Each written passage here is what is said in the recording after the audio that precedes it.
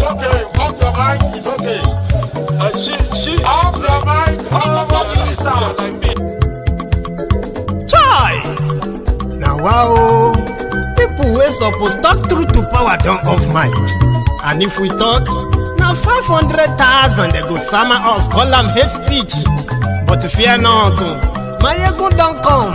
Ingo torchlight every corner, nooks and cranny of all these bad people where they spoil our country.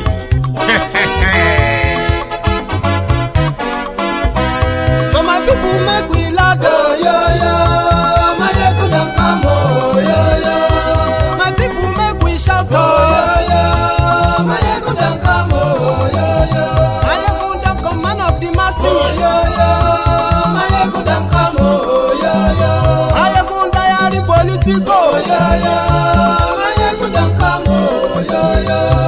This one not the off in mind, oh, yo. My ego don't come, oh, yo. And in the touchlight every corner, oh, yo. My ego don't come, oh, yo. Okay, some people be they holla say they want the power. Chai, them be promise us say we go get light and power. Them hustle sote they can't get the power. But now they know they do anything with the power. Every day dollar just they get the higher power over naira. See them talk say make we off mind, but thank God say my ego don't come. So my people make you ladder, oh, yo. My ego don't come, oh, yo. My people make we shout, oh, yo. My ego don't come, oh, yo. My ego don't come, man of the masses, oh, yo. My ego don't come, oh, yo. My ego diary politico, oh, yo. My ego don't come, oh, yo. This one not they off in mind, oh, yo. My ego don't come, oh, yo. Person where they do evil, no one make person talk. Them say that my yegun, that man too they talk. He too they talk. Say my yegun diary, he they hot like pepper. But every day then they take money in bulk. Woman picking, they the street they hawk. Still them talk say make we no talk. But thank God say my yegun don't come. So my people make you laugh, oh, yo. My yegun don't come, oh, yo. My people make you shout, oh, yo. My yegun don't come, oh, yo. Man of the masses, my ego don't come, oh, yo. My ego diary politico, my ego don't come, oh, yo. This man not the off in mind, my ego don't come, oh, yo.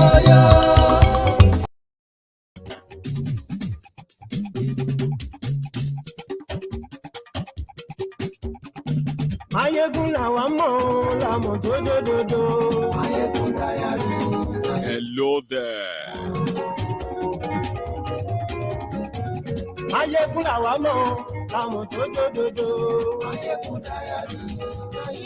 Good morning to you. Good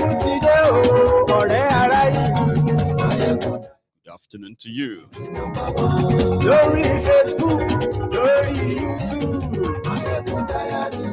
And good evening, if I haven't said that before. So, good evening to you from wherever you are watching from. This is Mayegun Live.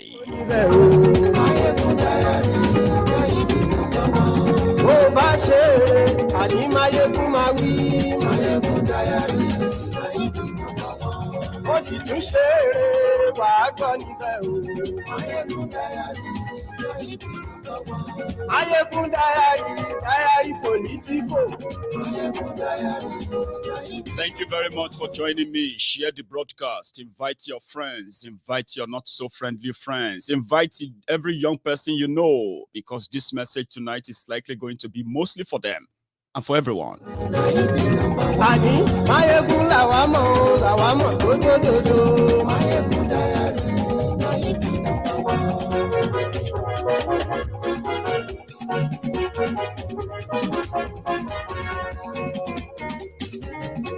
Ani esuraki. Today, Ọ̀jẹ̀lú esuraki. Ani esuraki. Lórí Facebook. Ani esuraki. lórí YouTube. Máyégún ti dé. And yes, we like. Máyégún ti dé. Ọba bá gbé wúrẹ́. Máyégún máa bí. And yes. Let me read this out to you. The following names: Mele Kyari, GMD; Humar Ajia, Chief Finance Officer or Finance and Accounts; Yusuf Usman, Chief Operating Officer; Farouk Garba Sahid, Chief Operating Officer; Mustafa Yakubu, Chief Operating Officer, Refining and Petrochemicals; Adiza Kumasi, Corporate Secretary, Legal Advisor to the corporation; Humar Ibrahim, Group General Manager, International Energy Relation; Kalamu Abdullahi, GGM, Renewable Energy; Ibrahim Birma, GGM, Governance, Risk and Compliance; Inuwa Waya, MD, NNPC Shipping;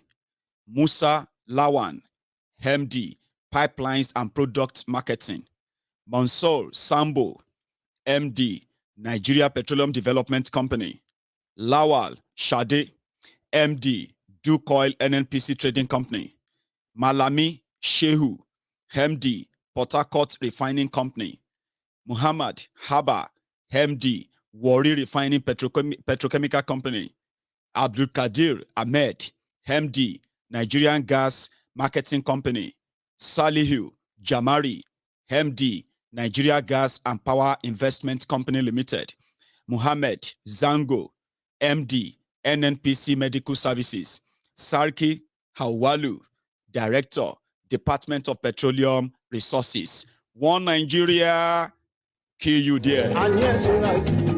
Máyégún ti dé. Lórí Facebook. Máyégún ti dé. And yes, we like. Máyégún ti dé. Lórí YouTube. Máyégún ti dé. And yes, we like. Máyégún ti dé. Ọba bá gbé wúrẹ́. Máyégún máa bí. And yes, we like. Máyégún ti dé. Ijó ìgbádùn yẹn. Thank you. And yes, we like. Presido bá rú sí o. And yes, we like. So this is Sunday sermon, so that I can warn you before you finally settle down with us. Sunday sermon doesn't attract many viewers or many people. You know why? Because it is a no holds bar session on Mayegun's Diary Political. If you have children around, this is the time for you to tell them to excuse you. If you are sharing a device, let's say you are sharing a TV as a family, this segment or this session, Sunday sermon, is not advisable for children because it is a no holds bar.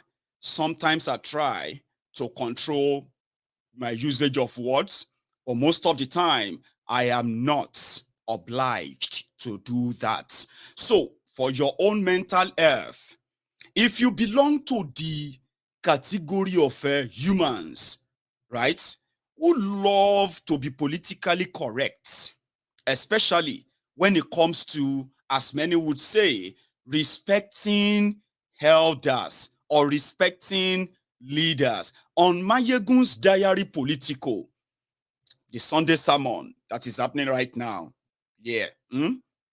we actually understand that too, respecting those who earn respect. But in this case, we have no apology to any of you who might be somehow offended. No apologies for you. We usually ask you at this point that thank you so much for coming. You may start going now until when something more moderate than this. I am saying this not because I actually love Wahala that much, but somehow, on this platform, if you have been a follower of Mayegun's Diary Political for a long time, you will know that I have built a temple here, a temple of truth, where those who have taken sides with their own oppressors with their own different slave masters and mistresses.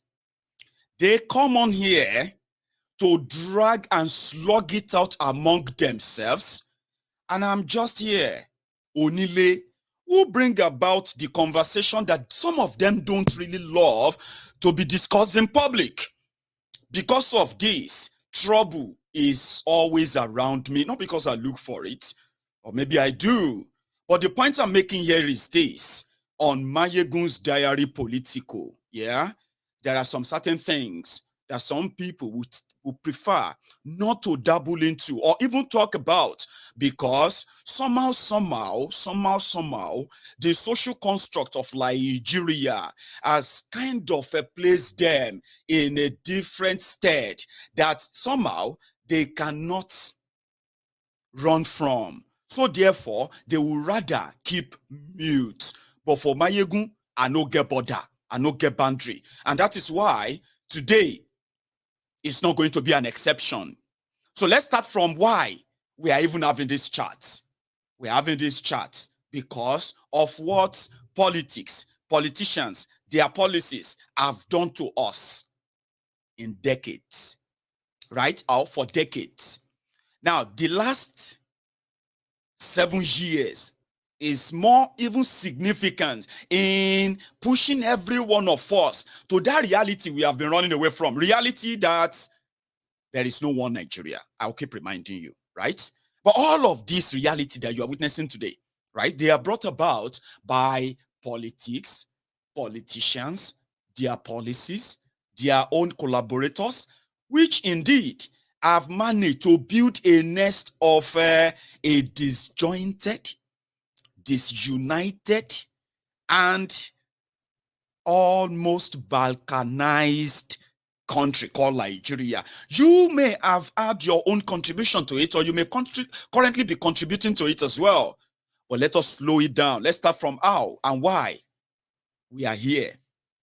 We are here because you and I, somehow we have realized that something needed to be done, or else we are doomed. I'll give you instances. APC, Egbekegbe na bad society. APC, Egbekegbe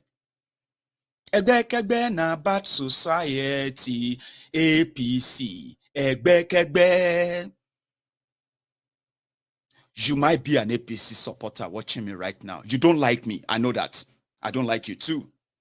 And we both don't pretend, except when some of you suddenly started pretending that you are offended, that Mayegun is not in any way supporting APC. Egbekegbe.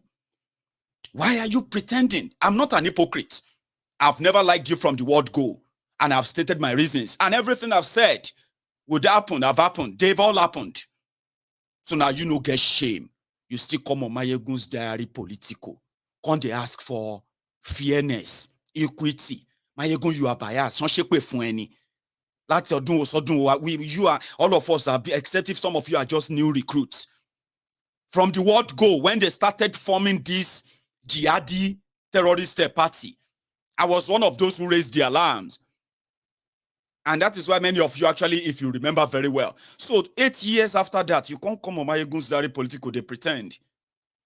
Anyway, APC, Egbekegbe, they believe that Nigeria is drowning. Do you know that? The same APC, Egbekegbe, I'm talking about the clan of cyberbarians, the Buhari idiots. Yeah, you remember them? The Buhari Danes, the Buhari Didanis, the Buhari Denotus, the Buhari Dijatus, the Buhari Shukus, the Ungoziaris, the Unnekaaris, the Saliu Haris, obedient fools, sophisticated morons, and the humbled slaves of this world. 8 solid years they defended the terror that enveloped Nigeria from 2015. Only for them to turn around and start saying They want to rescue Nigeria from APC. Not be madness, be that. So then they come on to Mayegun's Diary Politico and they're like, we are trying to save Nigeria. Hashiwaju is coming to come and rescue. This one is coming. Okay, calm down. It simply means that you two, as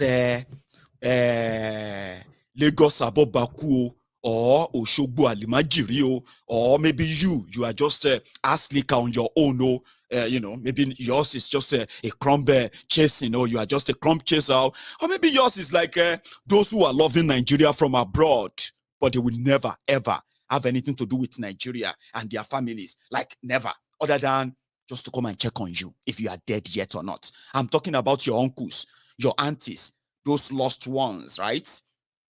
In America, in all over the place, the Mumu Madus, the Bele lecturers, the Mumu lecturers. For 8 solid years, you did this one. You killed and killed and killed.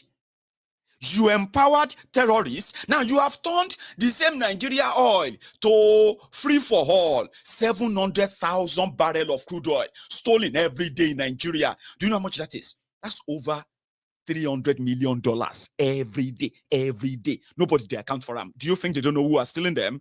Now, after 8 years, when many of you are now jobless, millions of you are at home right now, you can't go to school, and it is all messed up. You know that, Abi? After 8 years, they agreed that more Buhari don't ruin everything. Buhari has destroyed everything. Like, is everything done properly? Now they want to rescue Nigeria that is sinking. The one that they sank. Abi? Then on the other hand, you have the articulated morons, articulated mugus, articulators, and the rest of the articulated scammers who are also pretending to come and rescue you. I was one of those who didn't believe them, and I've always never believed them. You know why? Because you know the antecedents. Cut the long story short, on Mayegun's Diary Politico, yeah? Those who ruined Nigeria, and those of you who have taken sides with them, you are all here to rescue Nigeria. Then the new entrants, the obedient, or you may, I have you here, I read your comment all the time. The obedient. If you want to be respectful, you call them obedient. If you want to really show your real colors, everybody, they throw water right now, yeah? Now you can call them obediots. Obedience. Like, just if you want to get any of them angry. But on Mayegun's Diary Politico, me, Onile, I am now here to speak to you as somebody that has also taken sides. Sure, you know, even though it seems that, those of you want to rescue Nigeria, now your season, your day, where you can say anything, everything, and as usual, all talk, no action. Myself don't take side. Nobody day neutral. Don't let anybody lie to you. When it comes to the wahala you are witnessing in Nigeria, all these things you are witnessing in Nigeria today, yeah? Don't let anybody lie to you. The genesis of it is the politics, the tribal politics that was hidden when they forced the unitary system on everyone, when we were never supposed to be unitary system. Do you understand that now? So as it is, that politics is what made you believe that at APCO, at PDPO, they should go to hell. Now Obi go rescue you. Do you know that's the politics of choice too, Abi? You are not in any way neutral. So if I now sit down here, like some of them would, sometimes, most times ask, they do ask, not because they didn't know, but they just love to. Mayegun, where do you even belong? They wanted me to indeed pitch my tent, right? With either the Tifnumbu, Egbekegbe, or Atifku, the articulated mugus, or I should join the obedient. And they were pretending, well, maybe again, let me just put it this way. That same politics of make everybody just carry his own cross now and believing that your cross, if it burns you, be responsible for the consequences of it. So I've taken sides too. Do you know the side I've taken? To rescue Nigeria.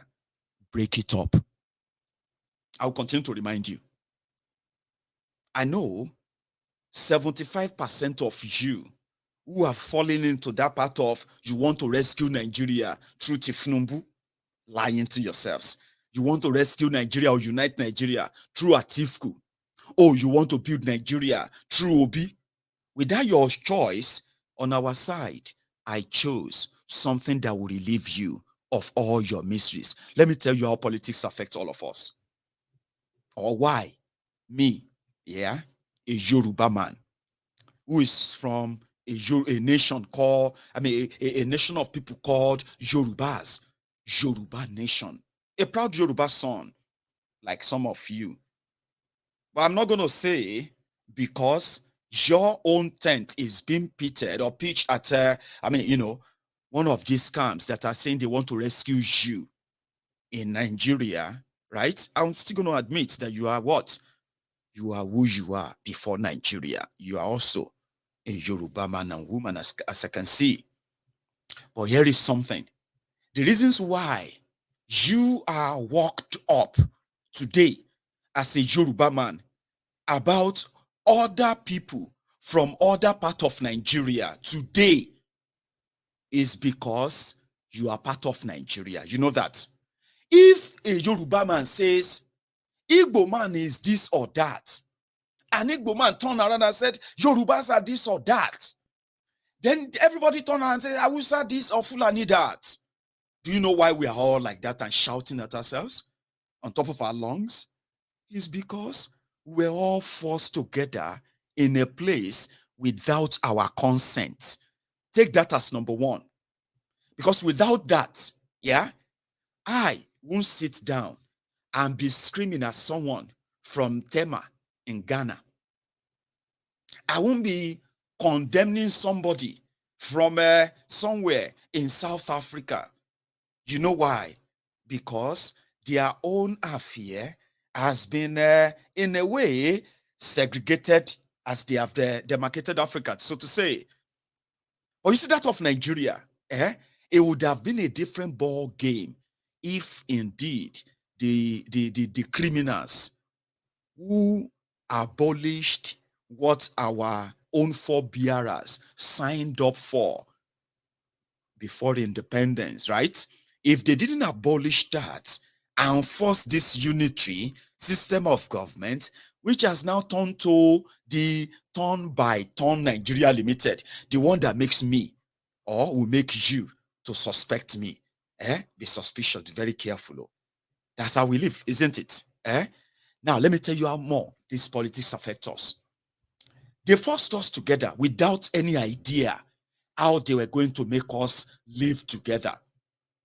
And as I have lived long enough in my life, I have realized that, politicians in Nigeria have said almost, to put it this way, they always have all the solutions when they don't have that power.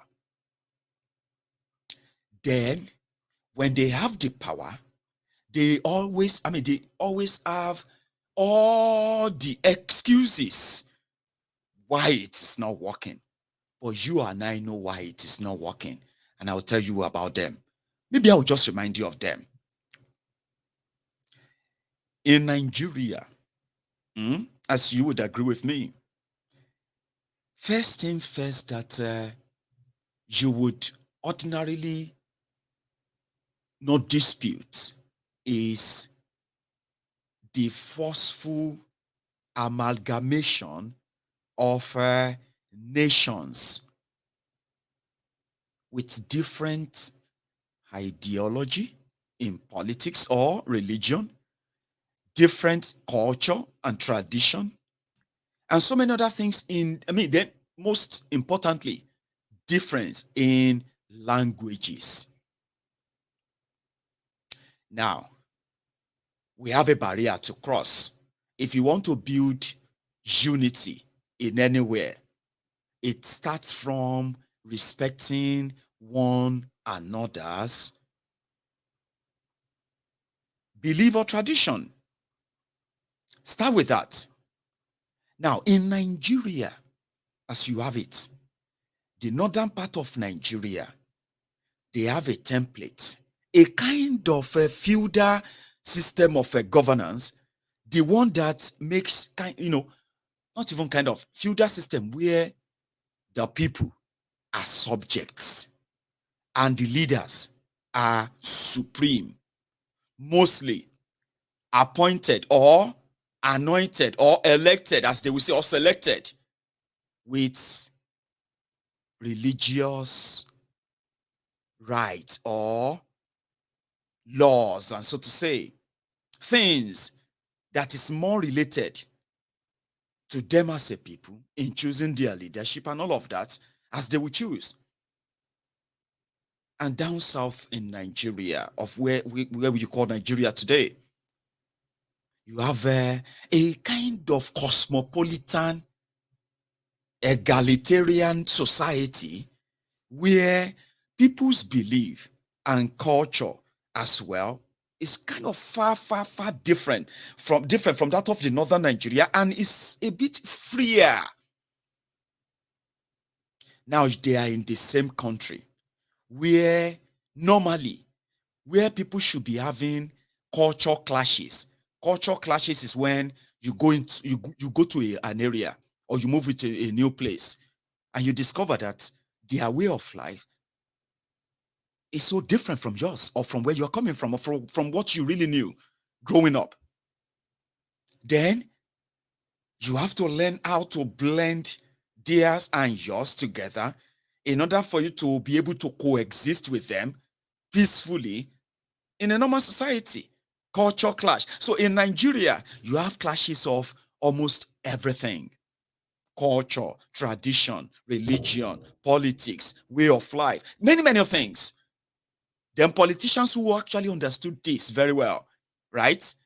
They know that it is the fire line, a kind of a gun powder that is sort of sprinkled like that, like a form of a trap, yeah.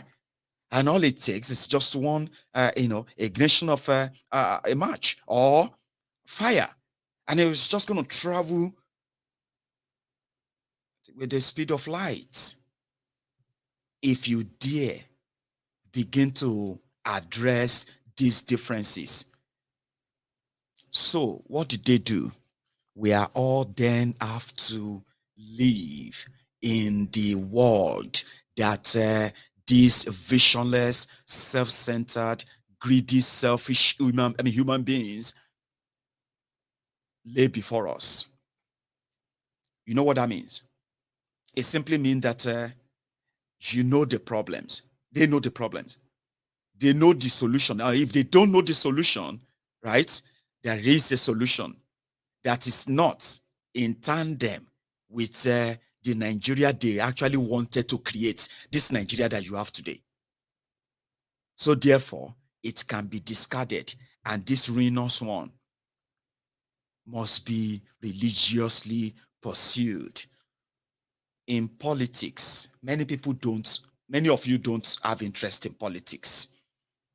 And you know why? Because they have made sure that you will never have any reason to be interested in it, except the only reason they have created. What is that reason? Just to be criminally rich. If you want to be extremely criminally rich, where you don't have to produce anything and you can be a multi-billionaire in Nigeria, just join politics. That's the impression of it, or that's exactly what it represents. Not service, not anything that has to do with governance. So many people there, and to now gain access in, then you must be ready to do all of the most horrible things, unthinkable things, in order for you to break into that circle. So many of us have decided for a very long time, or mostly discouraged, to get involved in politics or be involved in decision making of your own community, starting from your own communities. No, I don't want to go and start doing rituals because I want to be counselor. No, I don't want to start going. I don't want to become this or that because I want to be counselor. I don't have money to share to be counselor. And the rest of those things that pushed you away. Therefore, politics was now left for criminals. You know them. You celebrate them. You call them honorables. You call them distinguished, this or that. Some of you even call them excellencies. You see them, you tremble. You see them, you tremble. You see them, you shake. You see them, you be happy. But many of you, in your own inner minds, you know what they did to get there. But surprisingly, you also wanted to see them do something good when you actually know how they got there, all the processes and all of that, yeah? It's kind of a counterproductive, they say. But how do these then come to haunt the rest of us? It is very simple. You now have charlatans. You have career criminals. You have certificate forgers. You have 419ers, manipulators, fraudsters who have now occupied all the sensitive decision-making positions all over the land. And sadly, many of them, or all these positions, are manned by people who speak your language, people who actually look like you, whether they are Hausa, whether they are Fulani, whether they are Igbo, or they are Yoruba, whoever they are, wherever they come from. When you look inward, then you will begin to you begin to get what I'm trying to get to you, how politics affect our lives. So today, it's easier. This shouldn't be a fight of any, to agree together now that with what they have made of Nigeria, you can agree with me that Nigeria has been in the hands of the worst of the worst of the worst of the worst of humans from the word go. If not, prove me wrong. If you have had it any time in any day or in any century of its sort, right? Better as humans, or under that aegis of name of Nigeria. No, we haven't. Now, you see what happened, right? In the situation of Nigeria, you know what then happened? When criminals who have managed to assemble army of violent, young and old criminals to keep them or ward you off, keep them in that control, what did they do? The criminals employed rogues, rogue economists, rogue policy writers and formulators. Since criminals are those who made it to your National Assembly, making laws that are never to unite Nigeria, but they are laws to further divide the Nigerian people, but continue to what? To accumulate the resources that are meant for the same people to themselves. Privatization of the people's resources. Why is that? Because they had access. They have access to power. the one that some of you ignorantly gave to them. And you will do it again and again and again. And also, you are going to suffer it again and again and again, only if you are going to be the only one suffering it. That is where the politics affects all of us. Now, when the criminals now have the power to control the military, right? Then what do? They infiltrate and corrupt the military. How? They would then begin, they started recruiting people not by their qualifications, their competence, their patriotism. They started recruiting people based on religious, tribal, and then ethnic, identity, put it that way. Now, what happened? Impunity. Impunity in a system that was built not for you, not to solve Nigeria problem, not to unite Nigeria, not to prosper Nigeria, not to protect Nigerians, but it is just to keep the contraption going, operational, and at the same time, keep all the stakeholders, the investors, your criminal politicians, and then I'm still coming back to that of the elite, the religious leaders who are making this work for them as well. However, governments control our lives. You can't print your own money except they print you one. You know that. No, you can't. Even though you have to build your own houses, government doesn't build houses that are meant for the people.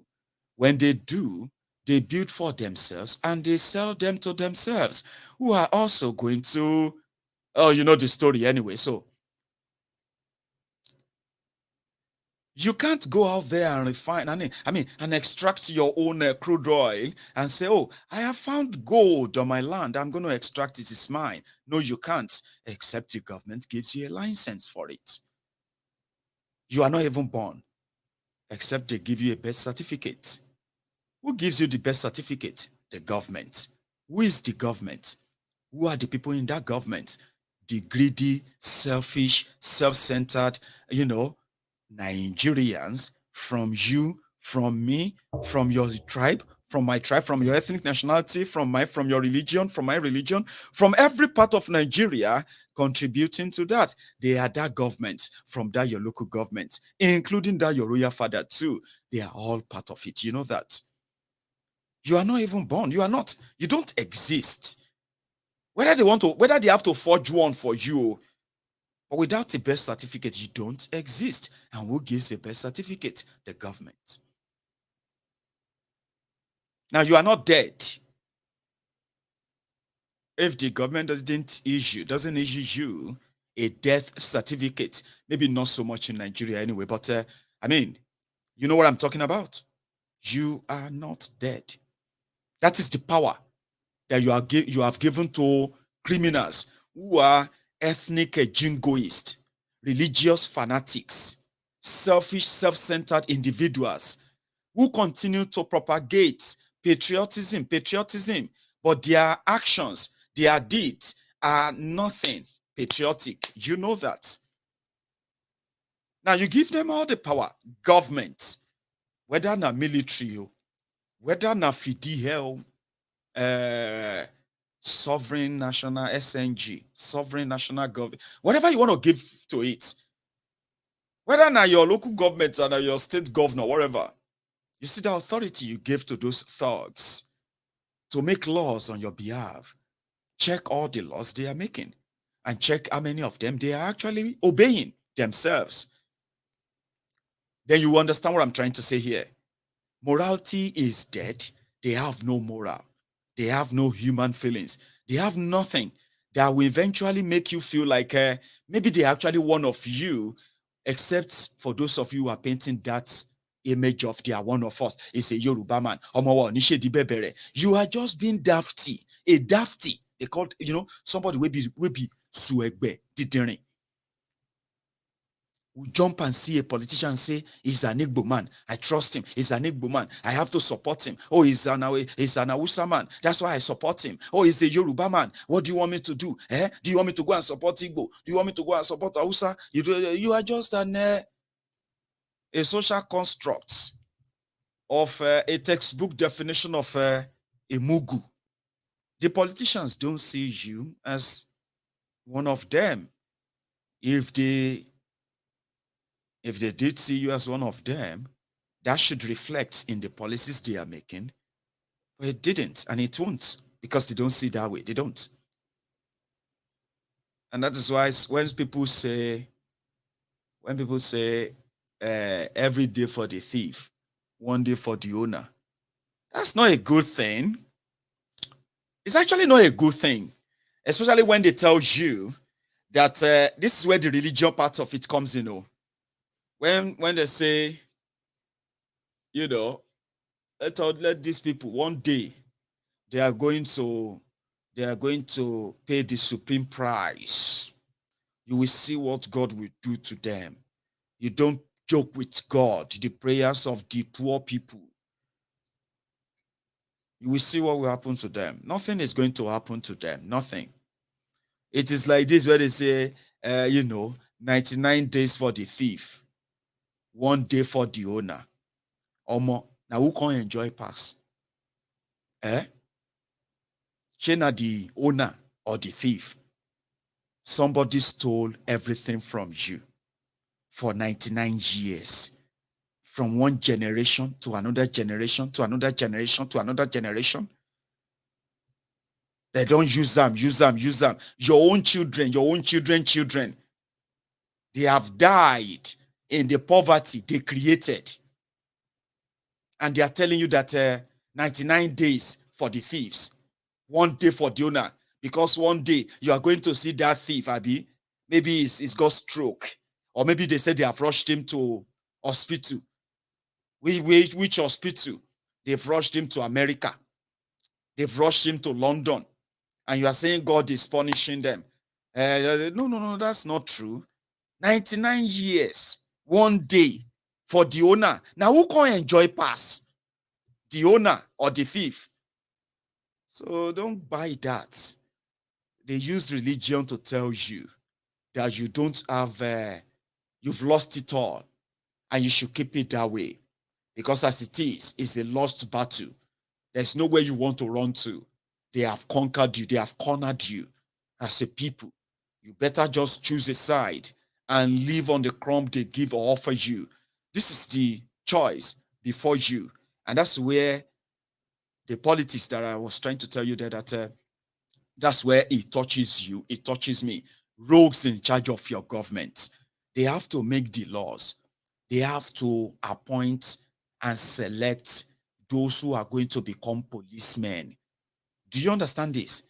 When the people that you have in charge of the day-to-day affair of a country, starting from the local government level to the federal level, when all of them, they have no one ideology. If I ask you right now, what is Nigeria dream? If you see somebody now, they say, what is the American dream? They are likely going to tell you, I'm not an American. No. I believe that the moment somebody is, when somebody is doing fine, you've got a job, or let me say, you are somebody who migrated to America with nothing, and within 2 years, you become a resident, and then after that, you've got a job, and before you know it, you are now living better. So to them, that is you living your American dream. You can now afford to drive a $40,000 car. Really? Now you have a job that pays you over $150,000 annually. Now you can go on vacation with your family. You can afford things that you used to dream about in your country. Now you are in America after 2-3 years. Nobody say you they do drug or anything, like Tifnumbu, but like normal, yeah. You got settled, you know that stuff. Americans will tell you, That is American dream. The land of opportunity, the land of dreamers. You will dream about America and your dream will come true, you know. People say not all the dreams anyway. But if I ask you today, what is a Nigerian dream? You as a Nigerian, there's no ideology, nothing. If you ask a northerner, what is your Nigerian dream? A northerner just, if it's opportune that they manage to let him, is to sit through his education, right? A northerner will tell you, if he's not contemplating of working for government, he is contemplating of getting from this Nigeria, of getting the money to start a business that you have not heard about, or the one they have told you it's impossible, you cannot do it, they have banned it, right? A northerner can break that, use that his own Nigerian dream. It can be in the civil service, right? For 20 years, right? And you may say, no be this how do, when no go secondary school. Well, it will become a permanent secretary. Why? But when you talk to a southerner, what is Nigerian dream? I'm talking to you right now. I'm a southerner. What is your Nigerian dream? Most of them will tell you now to japa. I'm not joking, no. Some of them will have no answer because what is my Nigerian dream? What is your Nigerian dream? You, I'm talking to you, you. No, listen, I've told you, let's leave APC, PDP, OB and everything. Now, I want to talk to you about how all these politics and your choices can actually are affecting you. You are not paying attention. So your choice is your choice, but there is a choice that can put an end to this mystery. Listen to me. I have chosen that. It's not popular among you, okay? But I'm asking you, what is your Nigerian dream? As a Nigerian, as a southerner right now, watching this video, watching this broadcast, do you have any? Do you have any leader in Nigeria, like in Nigeria history, who have once in the past, right, came out with an idea or ideal about this Nigeria that everyone, whether na Hausa or Igbo, Yoruba, Fulani, Ijo, Nupe, Yegun, Ijebu, Egba, everybody keyed into it, and everybody keyed into it enough that they started building on it. Have you ever seen any in your lifetime? I don't know how old you are. I'm 38 years old now, right? I'm going to be 39 years old in about 4 months or 5 months now, okay? I'm going to be, in fact, it's going to be 4 months. In 4 months' time, I'm going to be 39. In my lifetime, okay? I have not seen anybody, any leadership, whether in a political party, whether in a political group, or for anywhere, in control of Nigeria with anything called Nigeria ideal. This is Nigeria, dream. There's none. But if you meet a southerner, they will tell you, gone are the days. Some of you watching me right now in your 50s, you are in your 50s, you are in your 60s, Abi.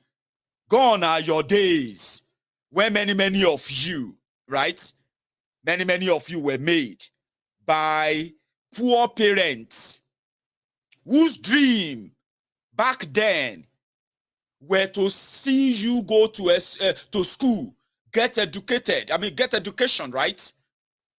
And become empowered and progressive, productive, and then give back to the same society that you are going to live in. Shebi, so many of you went to that school, didn't you? You graduated.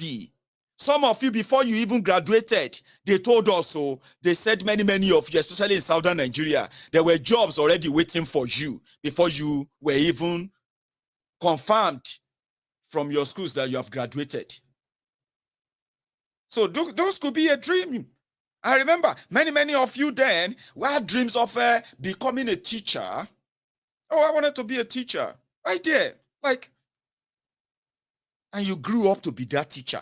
Some of you, you regretted the day you now, probably when you finally retired as a teacher, they now started telling you your reward, this Nigeria, or this earth.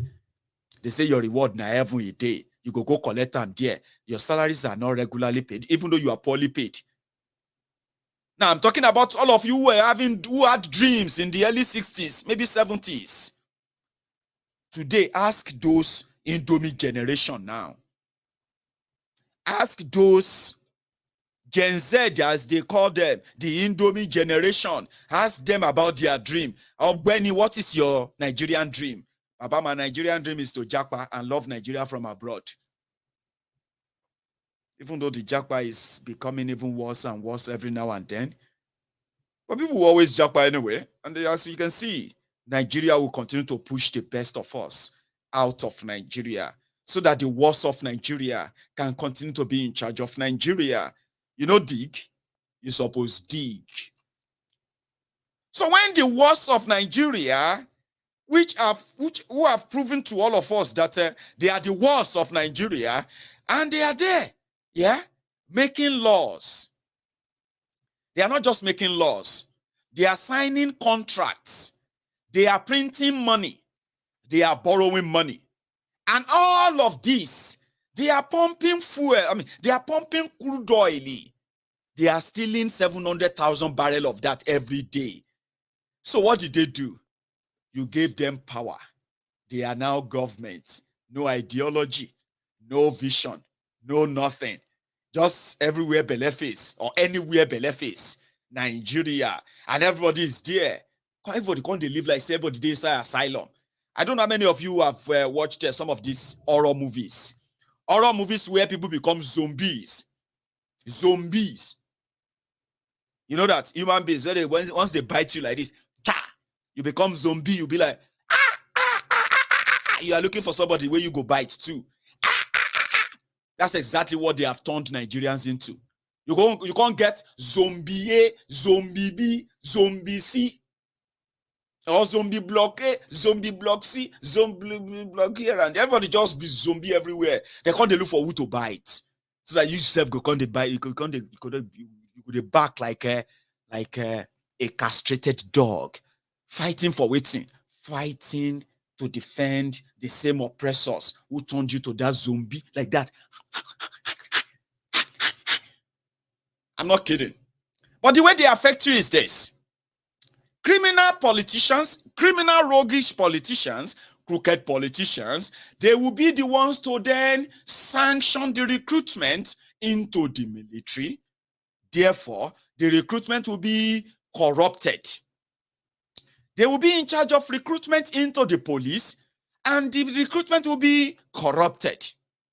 They will be in charge of recruitment into parastatals, ministries, civil services, and the rest. But guess what? The entire thing is corrupted. The entire machinery of state is corrupted. Corrupt. I don't know if you get what I'm saying. So the effect of that is this.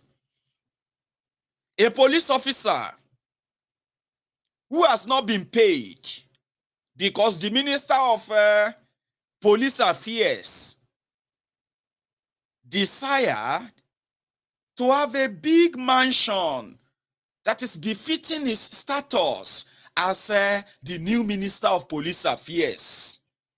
It can no longer be seen anyhow. That former 3-bedroom face me, I face you he was living is no longer good for his status. A minister, what are you saying? He can no longer drive in one car. He needs a convoy of it. To put all of this package together, they need to steal the police money, police pension, police salary, and everything that has to do with police development. They need to keep the lifestyle of the minister and everybody around him, his family members, his girlfriends, his boyfriends, all that. They have to maintain him. That's exactly what the system encourages. You're not going to appoint a minister, are you?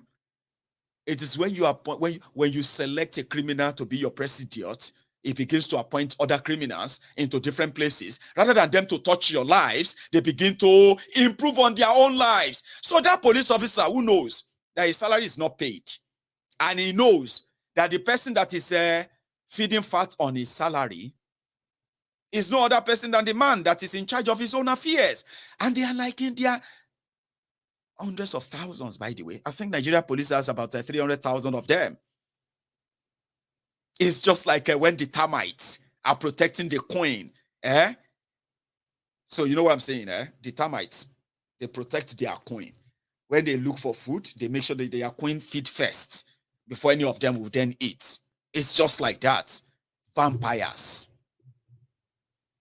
Unfortunately, a police officer needs to survive. Where do you think is going to take out that frustration? You guess right. On you. The politicians will give him uniform. Politicians will give him guns. Politicians will give him bullets, but they won't pay him salary. He should go and fend for himself. Then this mad, drunk, frustrated, poor police officer will jump on the street. Hey, hold it. Wait till you carry. Hey, hold it. Wait till you carry. Okay, wait till you get for us. You will now see police officer. You will want to pity them. And say, police, Nigeria police. But guess what? The best of them are going to be selected to provide security for everyone responsible for taking their money. They can't fight it, creating the zombies. And they are looking for who to bite. Who are they biting? You. NSAS, NSAC, NSAS, NSAC. Who created NSAS? Who created SARS? Who created all of them? The system created them, biting you. Some of you who they couldn't bite, they just kill you.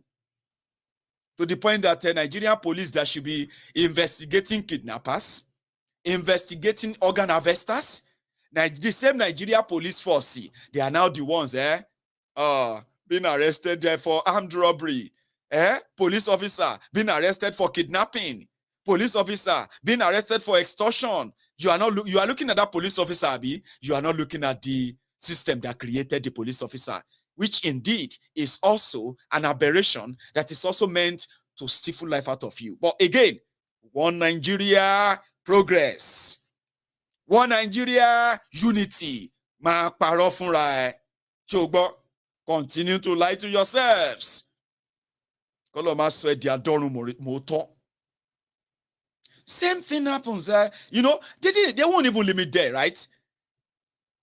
Then the impunity continues. The corruption continues. That you need also to buy your way through the ranks in order for you to get the promotion that will likely put you at the spotlight, that will open you up to more money. Corrupt system creates the corrupt people create corrupt system. The corrupt system corrupts everyone. And when everyone is corrupt, we are all doomed. Break it up to save the lives. I am asking you, break it up now to save your lives. There's no ideology that says this is how it's going to end. But I can tell you, free of charge is not going to end well. It's not. Crooked criminals who takes over your government also are the ones who are going to make monetary policies for you. Talking about economy. It is in an economy that if you have a business, and your business is booming, you will pay taxes to government. Government will make more money from you. Okay? If you are a student, right? And you graduate, and you found jobs, and you are working. The moment you start working, you see that education the state gave to you, all the education you get, if they gave you one, that is why if criminals are not the ones, all of you are empowering, shouting APC, shouting PDP, shouting your oppressors here and there. If those criminals are not the ones you are electing, Abi, they would invest in education so much. You know why? Because there is no resources. There's no resources that is more so valuable than human resources. I'm not talking about people where they sell human parts. You, as a human being, if your country invests in an education in you, the amount of education they invest in you is going to be the amount of return your country is going to get from you. But in Nigeria, you know it. They deliberately destroy that education. Abi, to the point that they are churning out graduates that are unemployed today, not only because they are unemployed, many of them are unemployable. So, If government invests in you, education, everything from cradle to university, and you were trained to create jobs, a system that says create jobs, do you know what is that? It's going to be a huge return for government. As millions of people are joining, hundreds of thousands of people are joining the graduate or labor market, you are creating jobs. Some of them are creating jobs. As they are creating jobs, the economy will continue to multiply and multiply. Government don't create jobs, so sure you know. That is why government invest in infrastructure, invest in education, most importantly education. Infrastructure like good roads, good rail, power, a medical system. Because every country, educated country, is a wealthy country. Ask those countries who have fought poverty. Singapore, China, they were once in that bracket of the worst place that Nigeria is right now. Trust me. They didn't use religion. They didn't go and pray and pray and pray. No. They invested in education. A lot of it. But you know, in Nigeria, you are, is Alabamsa. Abi? Alabamsa. Do Allah, do Anobi. They say vibes and inshallah is what many of you are living with every day. Unfortunately. You see, if you have jobs, you will pay tax. When you pay tax, government make more money. Now, if you don't understand what that means, right? Now, when you have criminals in charge of your government, they employ crooked economists, accountants, who are mostly certificate forgers, who are mostly number manipulators, and as it is, they have the government, they are the government. Whatever they say to you is what it is. Now, only you, they feel them. They say, man, this don't make any sense. So they say Nigeria GDP grew by 4.something% in second quarter of 2022. But how come the economy will grew by 4.something%? More people have lost their jobs again. Now you have over 100 million people, jobless people in Nigeria. Which level now? Because they are the government. They cook the figure. Inflation. They say inflation in Nigeria is 17%. Almost that one are true. No be scam. Let me tell you something. In economics, they say when they are defining economic, when they are defining economic law of return, they are diminishing. No, see, don't let me confuse you. Layman definition of economics. 1 + 1 is 2. If anybody they tell you that x is 1, x plus y, 1 minus y, they want to dupe you. They want to rob you. If you get 5 naira for pockets and you spend 7 naira, 2 things must have happened. It is either you have extra 2 naira that you did not declare, or somebody loaned you extra 2 naira, or you stole another 2 naira to make it 7 naira. That's the only way you can explain how having 5 naira and then you're having something worth 7 naira when your 5 naira was gone. Right. Now let's take let's take it back a bit. If they say inflation in Nigeria is 17%, even if you don't understand what that means, that they are lying to you, ask yourselves, if something goes up, put it this way, let's say if I buy a tin of gari for 10 naira per tin last week, and today, and I go back there, and the same tin of gari, same gari, is now being sold for 13 naira. So, in your book, in your own book, share the increase is 3% or 30%. Wait, I disturb alright. Now 30%. You know why? 30% increase. And when you now go around again and you say, now let's use something that you can actually use this every day now to compare this.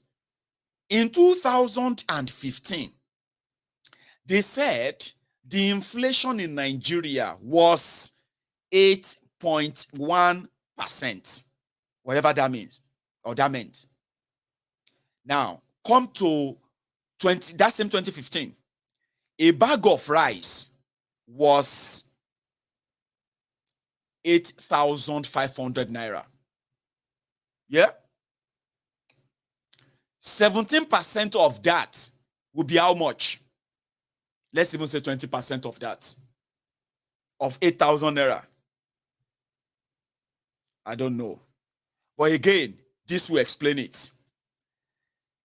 Is it 17%? Is it true to say a bag of rice that was 8,500 naira in 2015 that is now being sold for 36,000 naira? Is it true to say that is a 17% increase or inflation? Is it true? Let me use another example. A liter of petroleum in Nigeria in 2015 was 87 naira per liter. Today, it is more than 180 naira per liter. Is that 17% increase?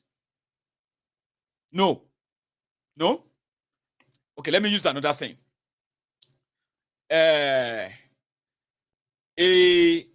bag, let me say a bag of sachet water that you were buying for 100 naira, was it 100 naira? 100 naira in 2015 is now being sold for 200 naira or more. Some say 250 naira. But that same bag, you have 20 in it, Abi? Would you say that is 17% inflation? Right? No. No. Okay, good. But the hired economist who went to Harvard, who went to Oxford, who went to here and there, they came back. You that is suffering the policy, their policies, they are telling you it's not that bad. It's just 17%. But you know it's not, Abi. The same thing happened to your own currency. Now, that's economy, Abi, that led to serious job losses. They have increased your taxes. They want to tax everything they could tax. They want to, but that will never give them more money when more people are falling into poverty because of joblessness. How do you want to come out of that? Now, that is the consequences of criminal politicians, crooked politicians, Yoruba, Igbo, Hausa, Fulani, all of them everywhere, holding different level of government today, preaching to you that they have solution to Nigeria this, Nigeria that, and therefore they are speaking again. They are talking again, and you are believing them again. You are pitching your tents around them, among them again. But it is all going to end up in tears again. Consequences of what this one Nigeria did to us, and the politics of it. When you bring crooked criminals into power and they form governments, what they also do is that they employ crooked law officers, criminal lawyers, who are going to interpret your bogus law bogusly that will serve the interest, not yours, but theirs. Politics.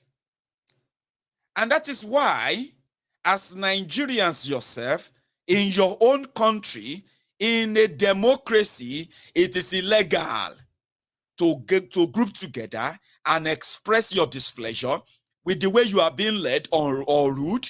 You can't come out and complain or condemn any of these. You will be shot at, and that is legal to kill you as a Nigerian. In any part of Nigeria, if you ever publicly display your displeasure with the way things are, and guess what? There will be lawyers, Nigerian lawyers that are going to defend that 100%. A lawless country, you know that. But because it is Nigeria as well, and the rogues who are meant to interpret your laws and punish the violators, they ended up being those rewarding the violators of your own laws.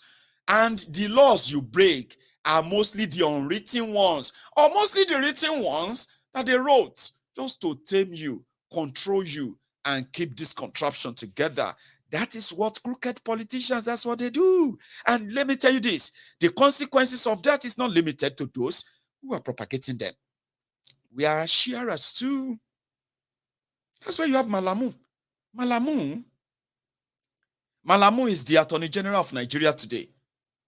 Would you say, in the entire Nigeria of 200 million people, that Malamu represents the best legal, is the best the legal profession in Nigeria could actually produce to be the Minister of Justice of Nigeria?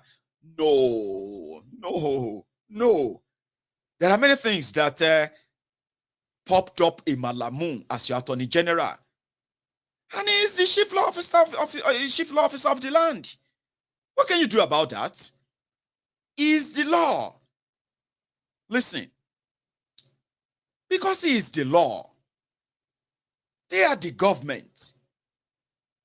He was able to put together other crooked group of lawyers who had the audacity to lay claim to over 20% of returned loot to, hey, Abacha loot, that those Abacha stole your money and they deposited the money with for nearly 30 years now. They decided to give the money back to you. And the #1 law officer of Nigeria, Malamu, put together some crooked lawyers to collect 20% of that money. Yeah, they are the law. Politics, politicians, and their own people who work with them. He is able to do that in your one Nigeria. He is the law. How he became your #1 law officer, whether you like it or not, it doesn't really matter anymore. You just have to live with it. The consequences of or the criminals that you probably just push on and all that. The consequences is endless, you know that. And it is endless. When you have the crooked criminals in charge of your country, it is like you sold yourself off. Unfortunately, whatever comes your way, you take it. They control the border. I mean, one of the, should I put it this way, #1 job of a government all over the world is to protect the lives and properties of their citizens first. In Nigeria, your government opened the border. They closed the southern border. They opened the northern border. And terrorists invaded Nigeria, kidnapping Nigerians, collecting ransoms. Some of them never made it back alive. They are kidnapping soldiers. They are attacking armory, military base, military barracks, and everywhere, cutting away Nigerian-bought weapons, using the same weapons on Nigeria. But your #1 law officer in Nigeria, they have no law to punish them.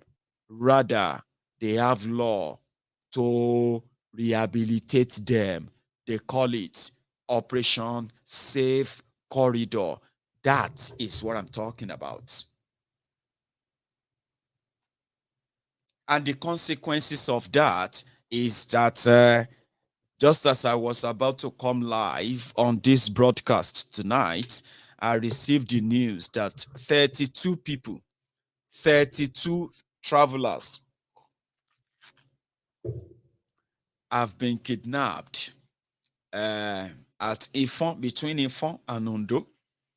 Ifon in Ondo State, 32 people have been kidnapped by the terrorists, Fulani terrorists, and they have now contacted their families and they have started making demands. I mean, terrorists are trading Nigerians in Nigeria. Terrorists who cross the border. They are kidnapping Nigerians like animals. Now, to get your relative back or your family members back, you have to buy them back. So they are trading Nigerians to the point that Nigerian government is negotiating with terrorists and at the same time rewarding and empowering them, giving them weapons, guns, giving them money. In that same Nigeria where their victims have been abandoned in different refugee camps across Nigeria today. Unfortunately, it is a crime to even talk about it. Media houses have been issued warnings and stand warnings several times by the government that has sworn to protect you, but they have chosen to keep the terrorists safe and continue to expend your resources, discuss one, on the same terrorist. It is allowed because it is Nigeria. Unfortunately, I can go on and on and on and on and on, but it won't make any sense if I never touch the part the religion is playing in helping the crooked politicians to continue to hold us down. That is also deliberate. It's like you scratch my back and I scratch your back. You rub my back, I rub your back. Situation, that's where you found yourself in Nigeria. Religion is politics. Politics is business. Religion is business in Nigeria. And who are the commodities? You, the people. You just don't know yet if you don't know. But if you do know, somehow, if you are stubborn, you probably will be questioning it and you pull yourself out of it. Well, some of us are stubborn, by the way. And if there are no stubborn people, if there will be no stubborn people, they will never ever coin the word stubborn or alagidi. Some of us have the agidi to say, that doesn't make any sense.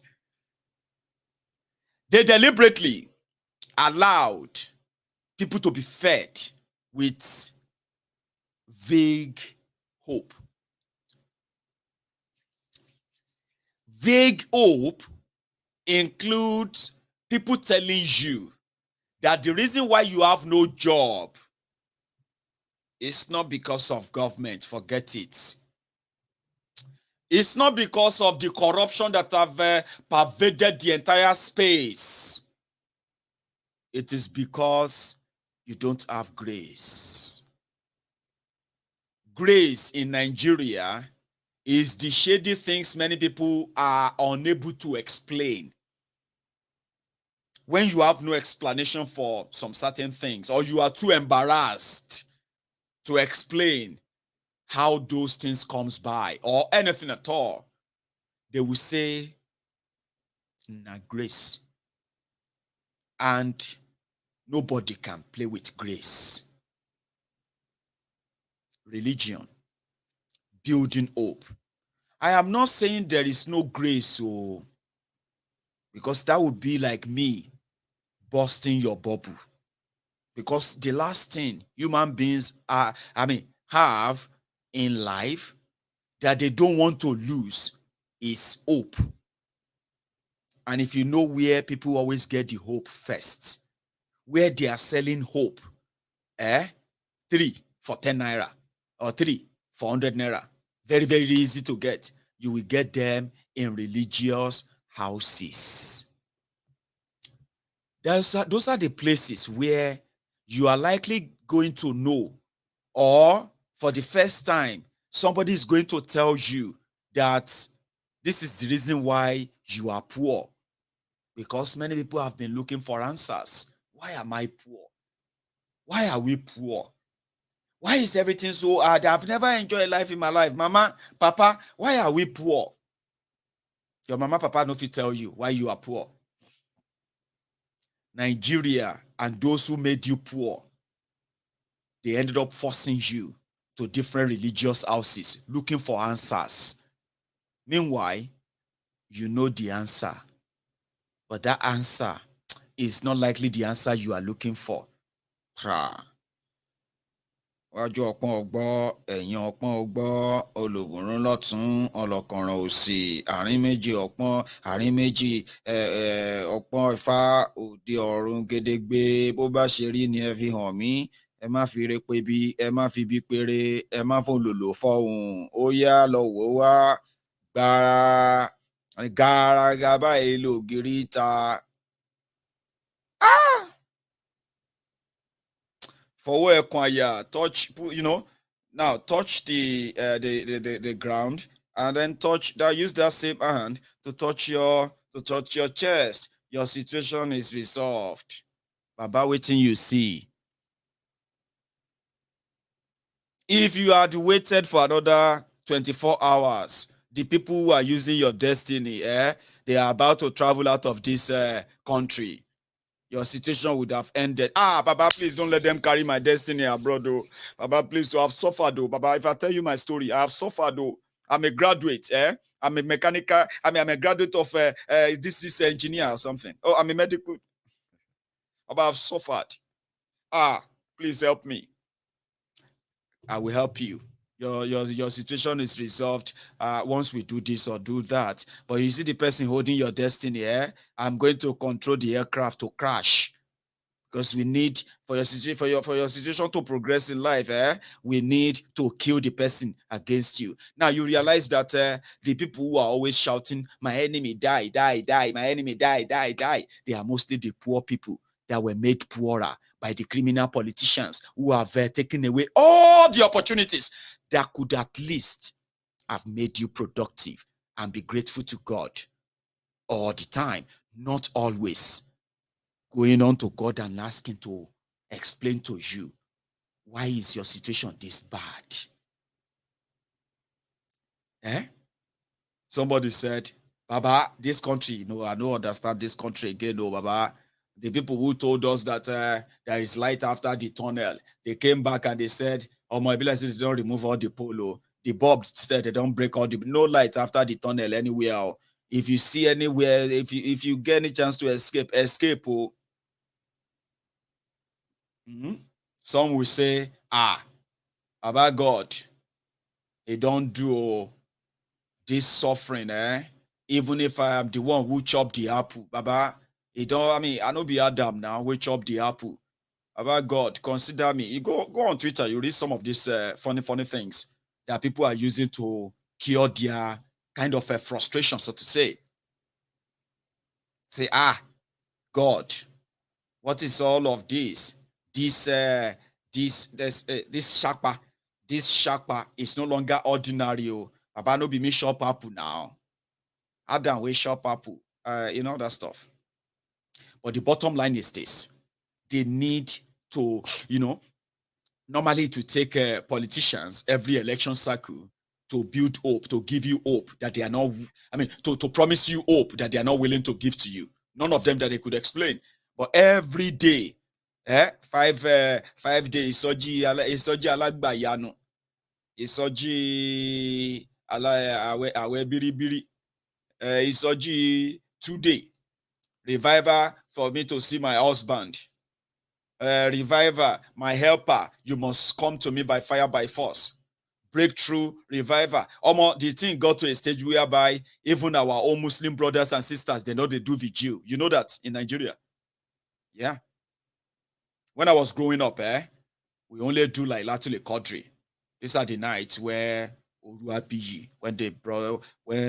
Prophet Muhammad was, when they brought down Al-Quran, and Prophet Muhammad received Al-Quran and was reading Al-Quran. So that night, everybody don't they do revival now. I saw videos where some people are now doing miracle.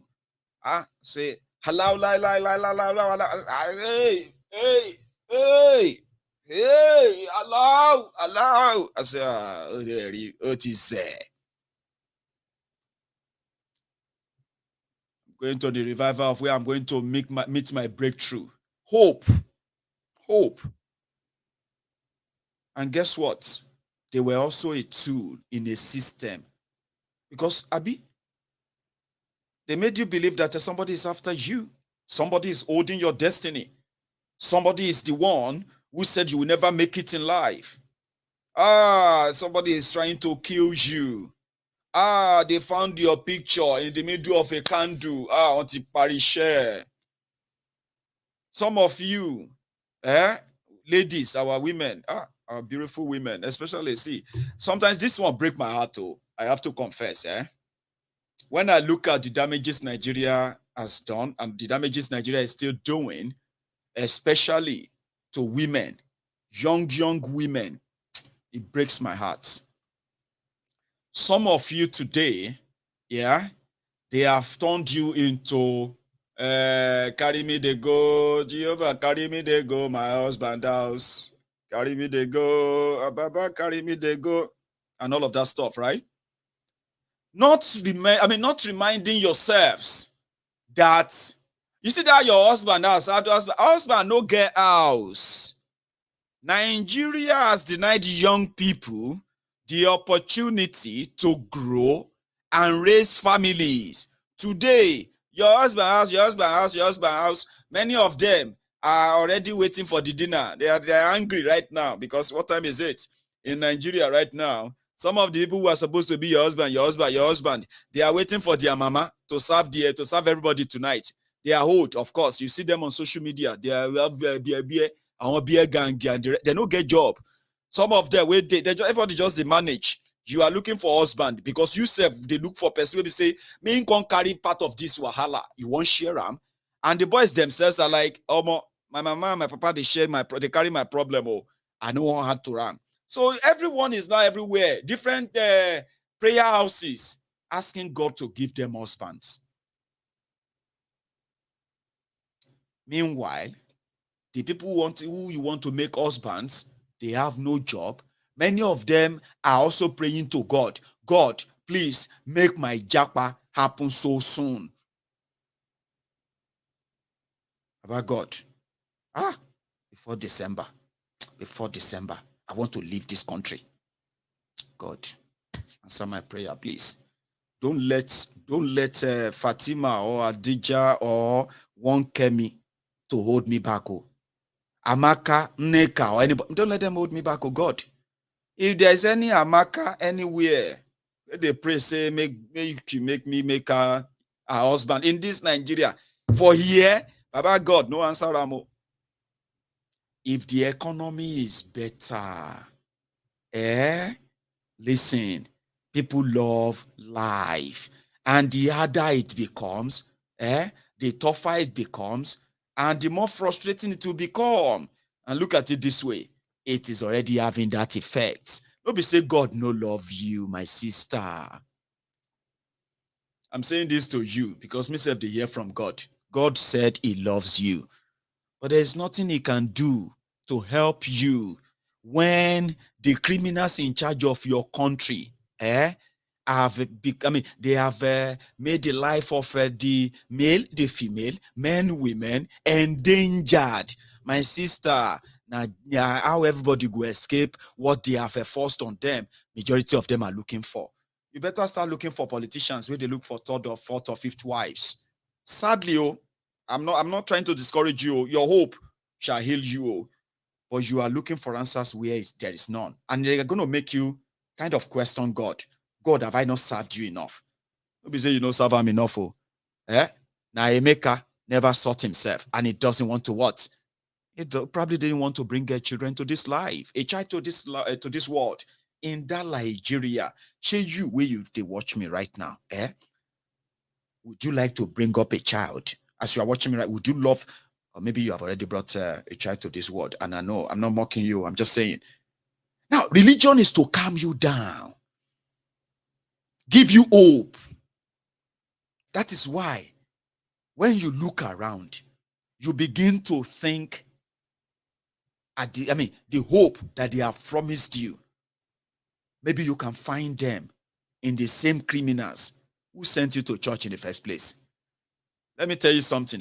People will tell you, I'm going to church for salvation. No, I'll tell you, Nigerians are going to church or Nigerians are going to mosque. Most of them are going because, one, They don't want their enemies to get them. They need something to spiritually protect them from their enemies, imaginary, known and unknown. Number two, getting close to God will likely, if you pray to God and all of that, will likely open doors. When Nigerians tell you that they open doors, they are talking about random success. They don't have to know how to explain it. Now God do them. Say, bros, oga, you don't buy car ni. About God though. Baba, you get out to tia rubber. How much you get this car? 22 million. Pardon me, Oshe. 22 million. You will say all of us they drag 18 naira bread at Yadigba shop and Binsi just last week. I mean, don't tell me I don't see you ni. God. God. But today they know they too use God anymore. They'll say no, Baba, leave God. I know say not God. Baba, jam me now. Your boy is there here, Baba. Your immediately you go to call him boss. He doesn't have to give you an answer. God don't do him. Why you they ask question?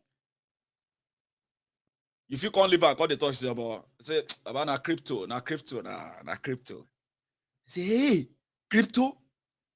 Not be crypto Daniel did where Daniel go jump on top of mainland bridge because he lost money. And now you need to use sense if you are all that stuff. I'm not mocking you. I'm just saying that when you meet Nigerian is an hopeful person. When you ask him where is he getting that hope from, it will tell you, I am hoping on God. Electricity, there's no power, there's no nothing, everything. So, Baba, I know. How are we going to do all of this? How are we going to get out of all this mess? Baba, I'm hoping on God. God. I know God is going to. I know God is going. He doesn't know anything, but they gave him that hope somewhere else, and mostly from the real. That's why I said hope is something so powerful. It's the last thing a man actually clings on to. Once you lose hope, you've lost everything, people say, and you're likely never going to come back from that dark place and all that. Hope. So that is why you will listen to some of them, they will say, Mayegun, think about your future. All these things you are saying about these people, one day you may need them, that you want to, because that is why many of them are ass lickers, on-boot slaves. They know the rot. They are affected, but they have hope that one day that could be, maybe that's going to be them doing it to other people. Hope. And where do you get it from? From religious houses, where they will tell you, hey, Mama Nkechi, hey, screw baba. Amen. Ha. I want you to start praising God. Oh yeah, start dancing. That's what I'm saying, dancing.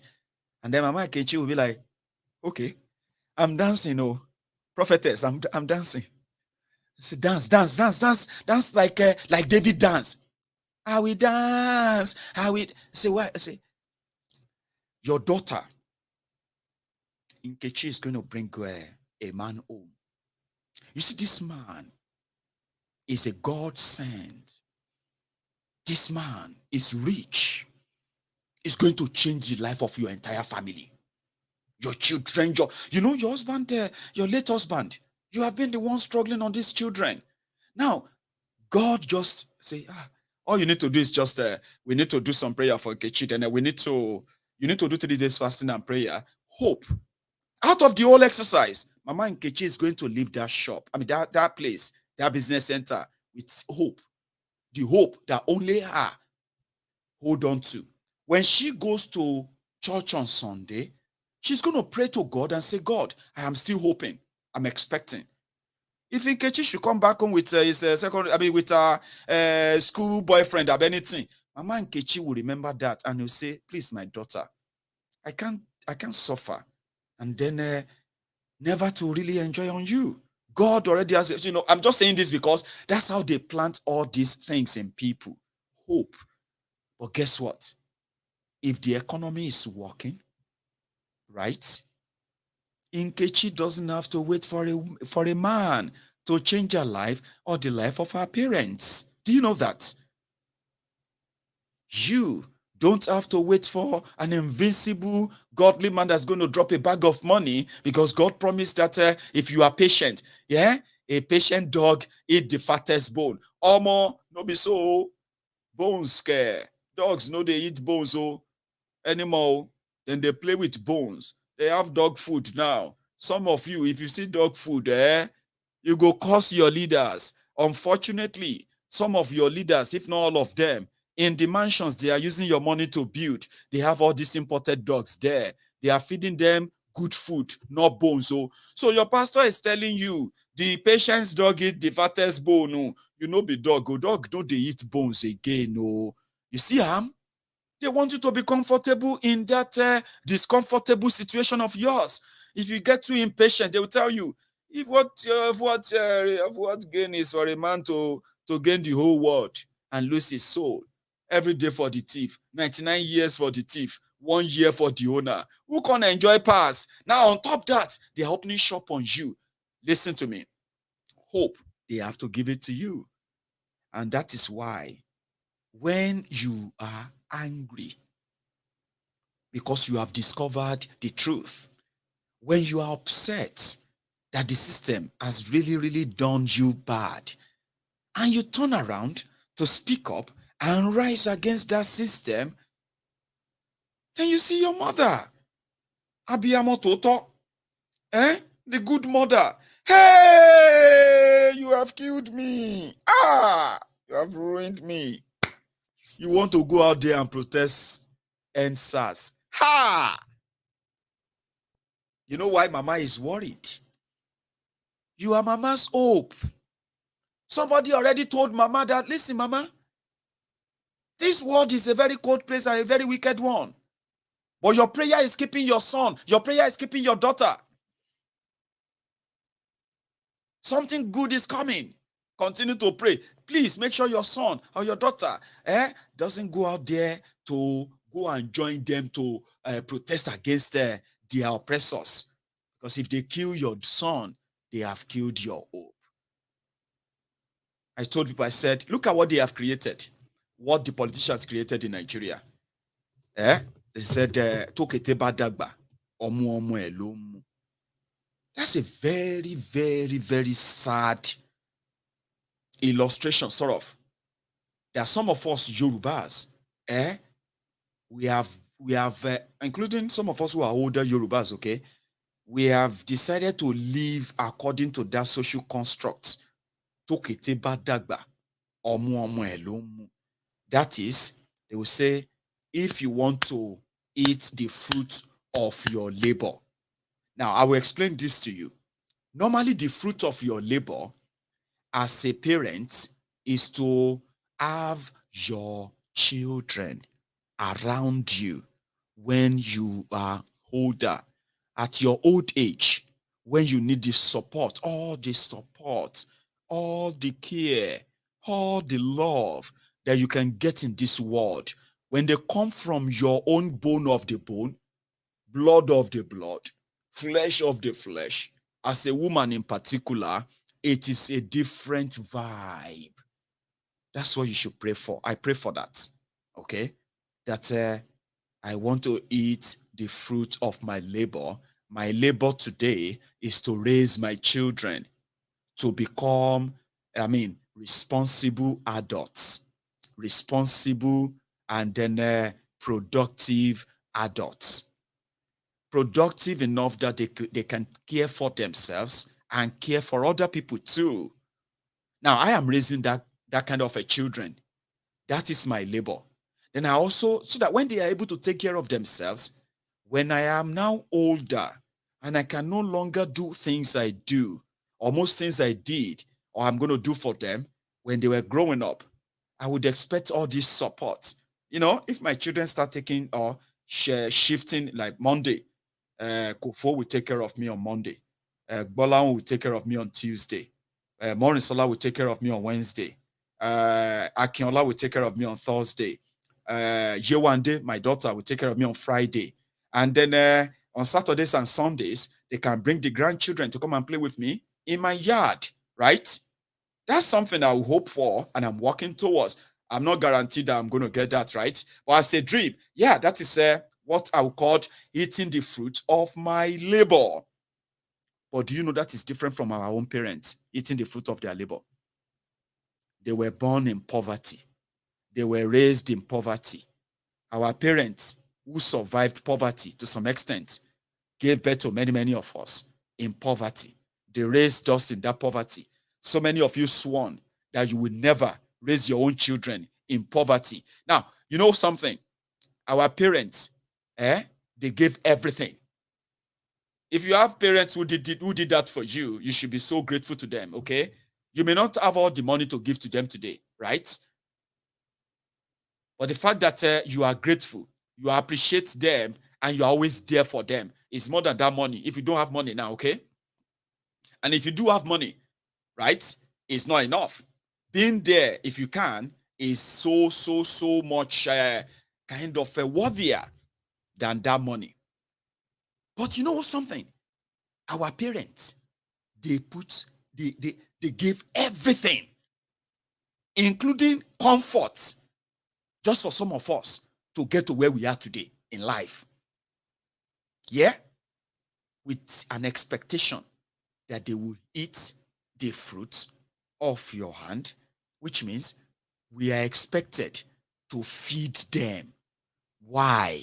There is no social security in Nigeria that cares for any aged person in Nigeria. There is none.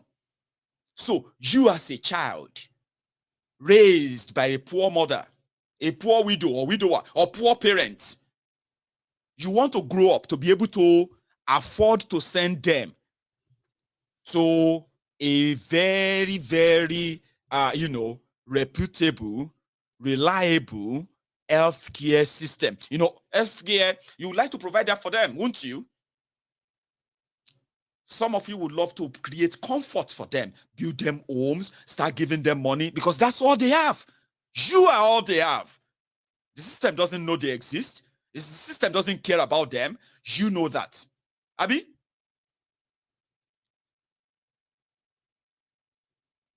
We have to. And if anything happened to you, that is all their hope gone. All their investment gone. And because of that, they have to do their part to make sure that the system that kept them poor, that is also keeping you poor, that is likely going to keep your own children poor, will possibly one day end if they pray, not by you going out there to challenge them. Because if you go out there to challenge them, if they can't kill you, what's it going to be mama's hope? What's it going to be papa's hope? Who is going to bury them? Who is going to feed them? What about other stuff? It is the system. The system allows that so that you will stay away. And rather than stand up and say, hey, we can't continue like this, let's break everything up, you would rather choose side of which one you think, which of the rope you think is fair enough, even though everything is tight. APC rope, they tight, they won't kill you. PDP rope, they tight, it won't kill you. Labour, Obi rope, you just test them, you see the test that one. You never know, maybe not tight one or not. So you want the gamble. Now, the choice is there. Make you choose one. If you not choose any, now die you day. That's exactly the situation they have put you. Some of us chose not to kind of live in that fear. So me, I know how much politics affects us, affects our life, our monetary, our everything.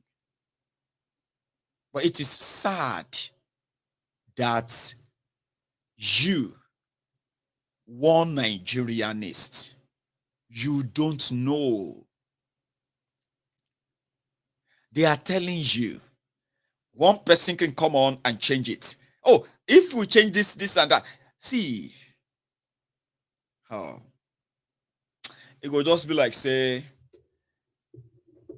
I repeat myself. But politics affects us a lot. And if people are going to form a resistance, it starts from setting an ideology that is not disguised, an ideology that is completely different from a one like Nigeria. Be specific, be confident.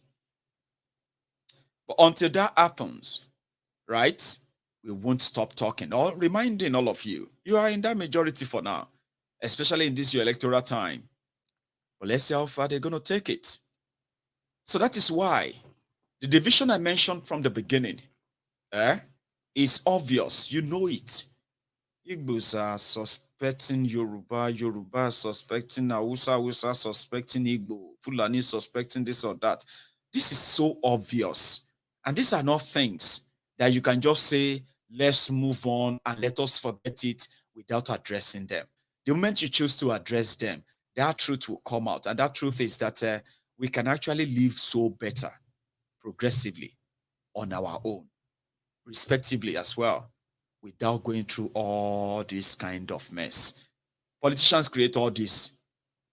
And if you continue to take sides and do things according to their rule book, yeah, I am begging you, stop expecting anything different afterward. Should we take some calls? I'll take calls. I told you, Sunday sermon doesn't attract many people because it's just a moment when some things you feel no feel swallow them all. But I did my best tonight to make sure that I'm not too vitriolic in a way. However, I hope my message hits you. I hope my message gets you thinking. And I hope somehow, at the back of that, your one Nigeria mind, you will remember that if we all need, or if we all indeed love Nigeria, okay, we'll begin to ask for the peaceful breakup of that contraption. I'm a Nigerian right now, you know that. And many of us are, not by choice, so remember that, or not by choice, so. And since it's dealing with all of us, if we are given a choice, some said we don't need to be given. We have to make our choices. We've made our choices. But by the time the roost comes home, by the time the chicken comes home to roost, right? Majority of you will identify with this as well, that if you love Nigeria, and you love the people of Nigeria, right? You will join the campaign for that breakup. And it's so easy. Just same way you are preparing for elections, just same way you can prepare for that constitutional conference that will decide how we are going to go our separate ways. I've told you this many times that there's so much at stake. There's so much that should be on that table. But if they don't want to have that conversation right now, eventually, should be in Nigeria, you will be pushed there. You will get there so it may be slow, but it will be steady. A stage where we are all going to agree to save the lives of the people. We need to break up this contraption. Until that is done, remember, you are responsible for your choices. And when you make them, the consequences of all those choices, you should not shy away from them, because we know a system put in place to rob us cannot suddenly turn around to love us. I don't think so. So stay around. I will take a few calls before we go tonight, okay? That is if you want to. I'll be back. Make I go make tea.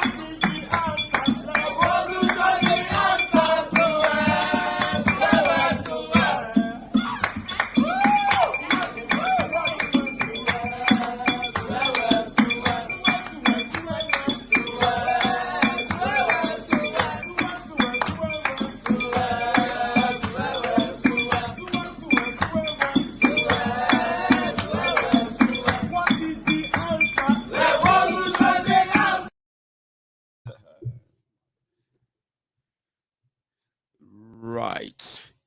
So I ran late again from making my tea. By the way, I think I have a caller on the line. Oh, he's still there. Hello, sir. You may need to move away. Sir. Yeah, you may need to move away from that TV as well. How are you? Oh, I apologize. I'm good. Thank you very much for having me. And it's a pleasure having you, sir. Yes, sir.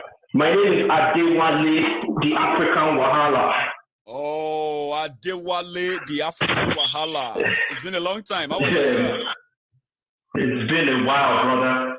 I've been good. You know, I have to take a step back from the political stress going on in Nigeria. You know, bro, you might be 10,000 miles away. It still affects you. You might not even have any family member left in Nigeria, but it still affects you because at the end of the day, where you're from is a part of Nigeria, and Nigeria has completely diminished everybody. That's right. So, yeah, thank you for continually putting that pressure, even now that the energy is low. I'll be honest, for me, I feel like the obedience movement is one of the reasons why I took a step back. Because that movement just simply tells me that we have a long way to go, okay? Because if a majority of all the oppressed people have decided to pursue someone, to put their support behind someone simply because they believe that person will save them, will rescue them. Me, I don't share the same belief with them, but at the same time, I don't want to be going back and forth with them and arguing and trying to convince them. Because, man, we're all adults. No, that's the smartest thing to do, in my own opinion, even though we probably have no stake in whatever they want to do in any way, right? If the oppressed says they are rejecting their oppressors, like you put it, and they are putting all their fight in a political revolution behind someone in this obvious case, of course, I think follow that. Yeah. I mean, I don't necessarily have to support it because me personally, I can't support Obi if Obi is telling me that he loves Obasanjo, Tinubu. I mean, he loves Obasanjo, he loves Babangida, and he loves Atiku. So if you love those guys, forget it. I'm not going to support you, okay? But that's me personally. I'm not trying to convince anybody otherwise, okay? So with all of that being said, thank you for continuing harping on the importance of politics on our lives.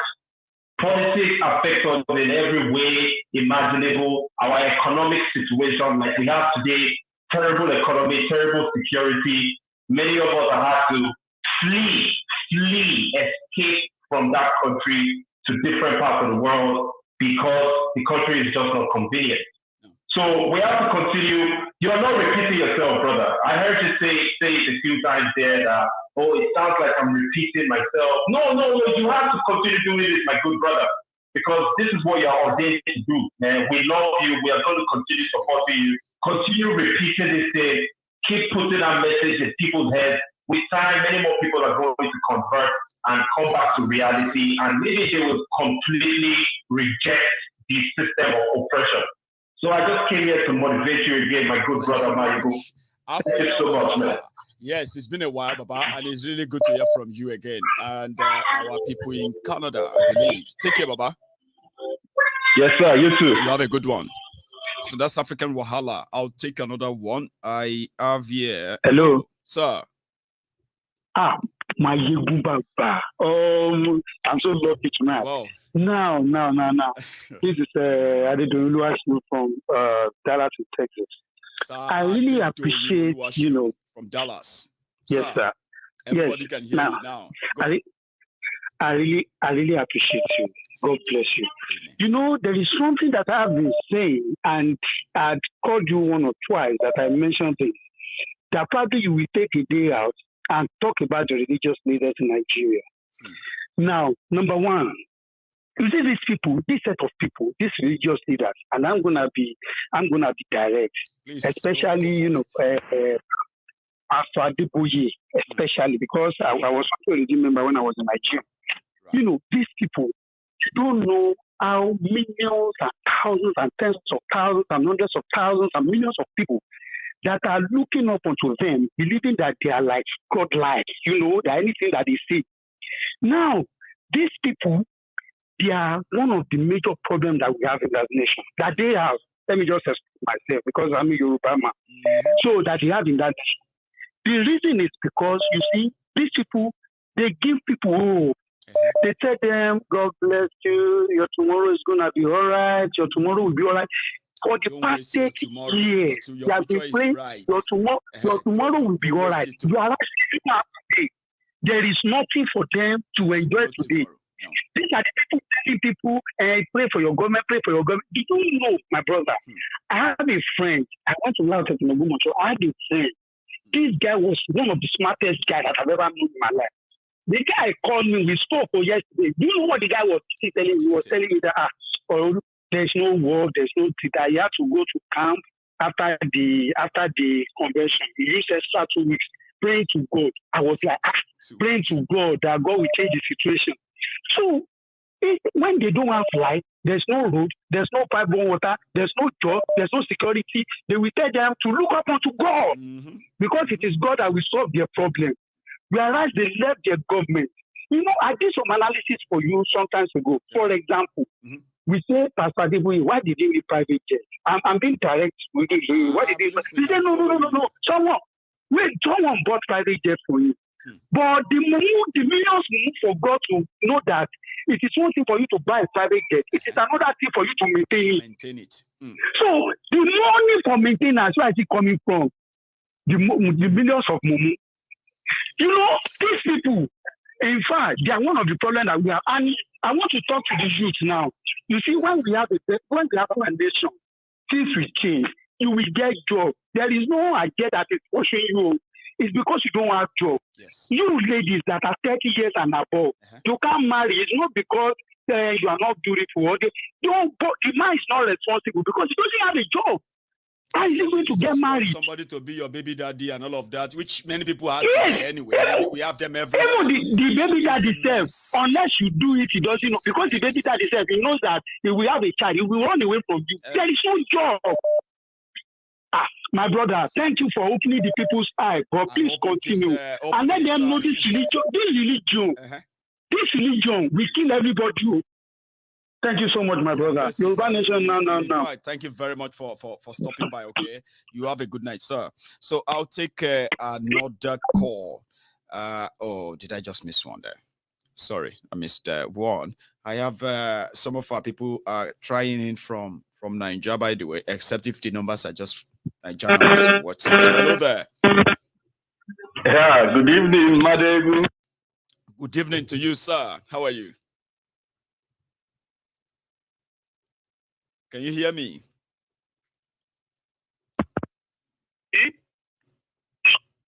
Can you hear me, Mayagu? Yes, I can. Can you? Yes, I can hear you very well. And great. Your topic tonight is very intriguing and very thrilling. Thank you. You found it so. I don't know how you manufacture those very inciting topics and very, very commendable. Thank you. I will give you one thing. I had a discussion on this subject with the UK, with an Englishman. He's a lecturer. He's my lecturer. Right. One thing he told me is that the Queen's dream for every UK citizen is that whatever the Queen eats in her house, that any English person, anybody citizen of UK should be able to afford it. Must be able to afford same. God bless you. That's true. And a house. So the Queen's house shouldn't be a special place because you know that whatever the Queen is eating, that you afford it, you have it in your house.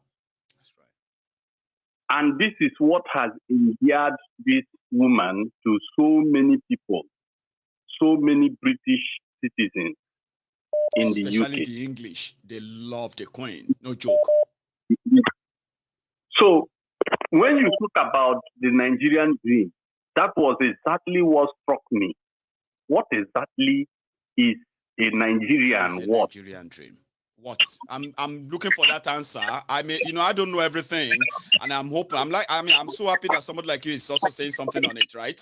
Maybe somebody tonight will actually tell me what exactly is that Nigerian dream that I probably didn't know myself. Go on, sir. It was Yaradua who came to that with his 7-point agenda, but because his administration didn't, that was cut short. So as we speak in Nigeria, there is no Nigerian dream. When we say Nigeria of our dream, nobody can define that. No. There is nothing to put on it. There is nothing to put on it. And you can put you pick an Igbo man, you pick a Yoruba man, you pick a Nupe man, a Ijo man, a Shekiri man, or Hausa Fulani, and ask them, and they will tell you one answer and say, this is Nigerian dream. I don't think so. Yes. There is no such thing. There's no such thing. No national ideal, no national goal, no nothing that everybody can say we associate with this. I have never seen one. No. Nothing. So what are we building then? What kind of lie are we telling ourselves then that we are building something for future? What future are we building then? Exactly. It may be the politicians have a common dream because they are the ones that will tell you they are building a Nigeria of our dream. Maybe that is what, and we are already the dream, the Nigeria of our dream, they mean, which is a collective plundering of the economy and making itself. It is understandable. Rent-seeking economy. Exactly. So you now see that even in Nigeria today, the leaders, the political actors, seem to be on one side. Yes. The citizens seem to be on another side. On the other side. Acting over leadership problem. It now looks like we have a leadership issue in Nigeria, but the citizens are not in agreement with the solution. So, if we come to agree that this problem cannot be solved, why do you want to continue to proffer solutions that cannot work? That is my own headache too. And I will continue to ask this question every opportunity I have to turn on my camera. Why do you invest emotion, your money, your energy, your life into rescuing a place that was put together just to be exactly what it is right now? Why? I keep asking. There is a leaked video or leaked audio of Amechi in the first tenor of Buhari. Amechi clearly said this Nigeria cannot work. He did. In that audio, he said this country can never work. Ever. Yes. So it means that this guy already understands the truth. But they just feel that the only way to continue to benefit is to keep deceiving the people. I think they believe that until the people are tired of them, right? If the people are not tired of them, they will continue to keep the status quo in place. And being tired of them means when people are tired of the entire How would the people establishment. be? Do you know that in America, when they tell you about America, they talk about security. Yes. A citizen of America feels secure. My lecturer told me that if you step into any country outside your country, that the first thing you do is to ring your embassy that you are in Nigeria. Yeah, that is the first thing you do. And you tell them your itinerary, that you are going to spend so number of days. Yes. And they will keep checking up on you. But do you know that if anything happened in the area you said you are going to be, they will quickly be in touch with you to be sure. Are you there, or you are about to be there, or something happened to you? That's true. Exactly. And that is what foreign affairs is supposed to do. But do you know that Nigerians will mop their embassy to even enter the embassy to know what's going on? No information. In fact, our embassies don't know if there are how many Nigerians in the UK. No idea. They can't tell you. They can't tell you. These are the disconnects. So when this man was holding a class with us, we were majority Nigerians. The ladies in Nigeria were saying, so can we write our embassy? That's what you're supposed to have done. It was embarrassing. That you have to like decide to say, let's write our embassy that we are here. So if anything happens to us, we need to go and report to them that something has happened. Meanwhile, they are supposed to be the ones monitoring what we do, our movement. So it tells you that there is no statehood in Nigeria. No. There is no statehood. It's just an enterprise. It's an enterprise it's just where for so anything many goes. And how do you call that a country? Let's be honest. How do you go about and beat your chest and say, I am proud of this? Come on, man. Let's be honest now. You know, I keep telling people that. Nobody is proud of Nigeria, including the president of Even Nigeria. the president of Nigeria, God bless you. Otherwise, he cannot be investing more in a different country than he is investing in his own country. And claim to love the country. Buhari has declared openly to Nigeria that he is more loyal to Niger Republic, no doubt, than to Nigeria. Even though Nigeria is a richer country, he is more loyal to a foreign country than the country you think that gave him everything. Yeah. So you begin to understand that there is no statehood. The only issue Nigeria has now is for cohesion around the devolution. Once we can gain that cohesion, I think that is the end of the whole show. That will be the end of the whole show. You're right. Because your politicians, all their family members are citizens of it. And they already anticipate that this thing might happen one day. Otherwise, Ike Kweremadi's daughter will not be in the UK having issues. Yeah. He is representing you in Nigeria. So this guy already understands that this thing will not last. But in a while, it's big time. Let me take another call because of our time. It's such a pleasure talking to you, by the way. Thank you very much for stopping by. I love your input. Thank you, sir. So I'll take this. I think that's Princess, by the way. Hello there. Good evening. Hello, ma. Good evening. How are you? I'm fine. How are you? I am very well. And thank you for asking. Yeah, you're welcome. You're welcome. My God. Ma? You said a lot this night. And, as usual. We've all been listening. I actually thought I was going to lose it at some point, but somehow I managed not to even say anything that children couldn't listen to. I mean, I didn't say anything too bad. Children, I sent them to bed immediately you started. Immediately I said that because I could start now and start saying, you know, and I don't really like doing that in front of children anyway. But, so you can always keep them away. To bed. I sent them to bed. I know, that's grand. You see the church thing, the church issue, the religious drama. Religion is an opium. We all know that. It is the poor man's opium, even rich man's opium too. And once you swallow it, majority are high on it. And you can, when people see Oyedepo and Adeboye as demigod, and they can't go wrong in the presence of some people, you know. When you say things, they try to validate it, you know.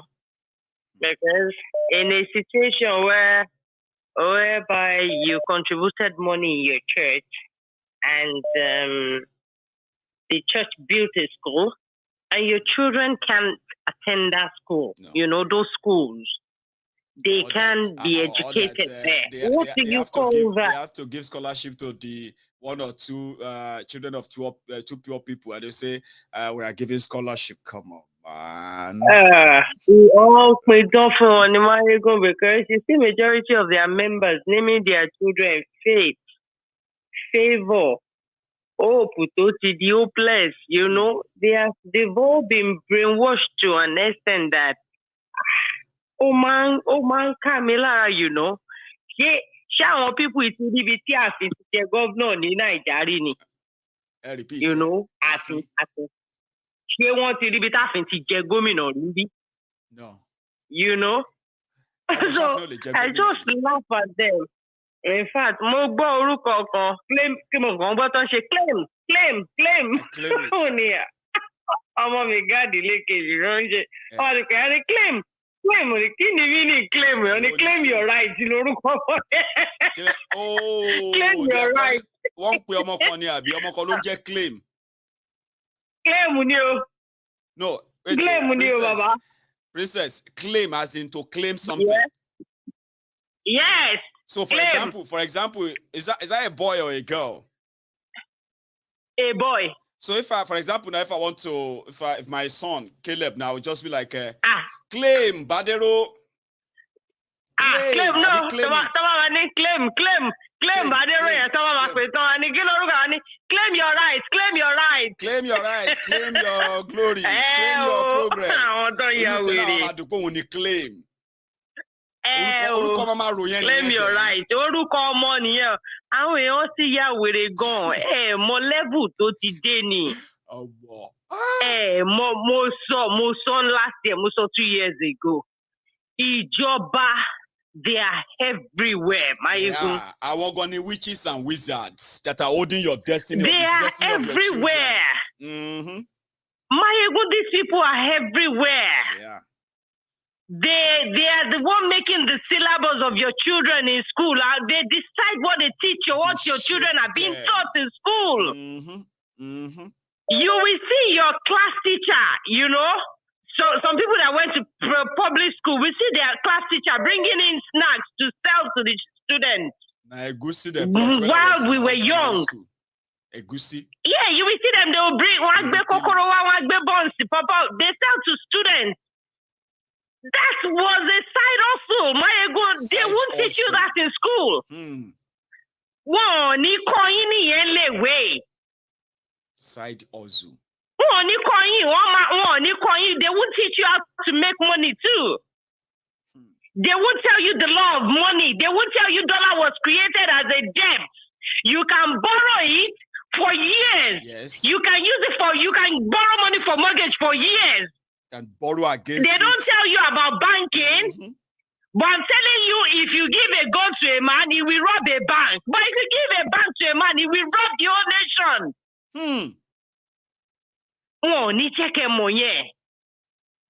They won't tell you what.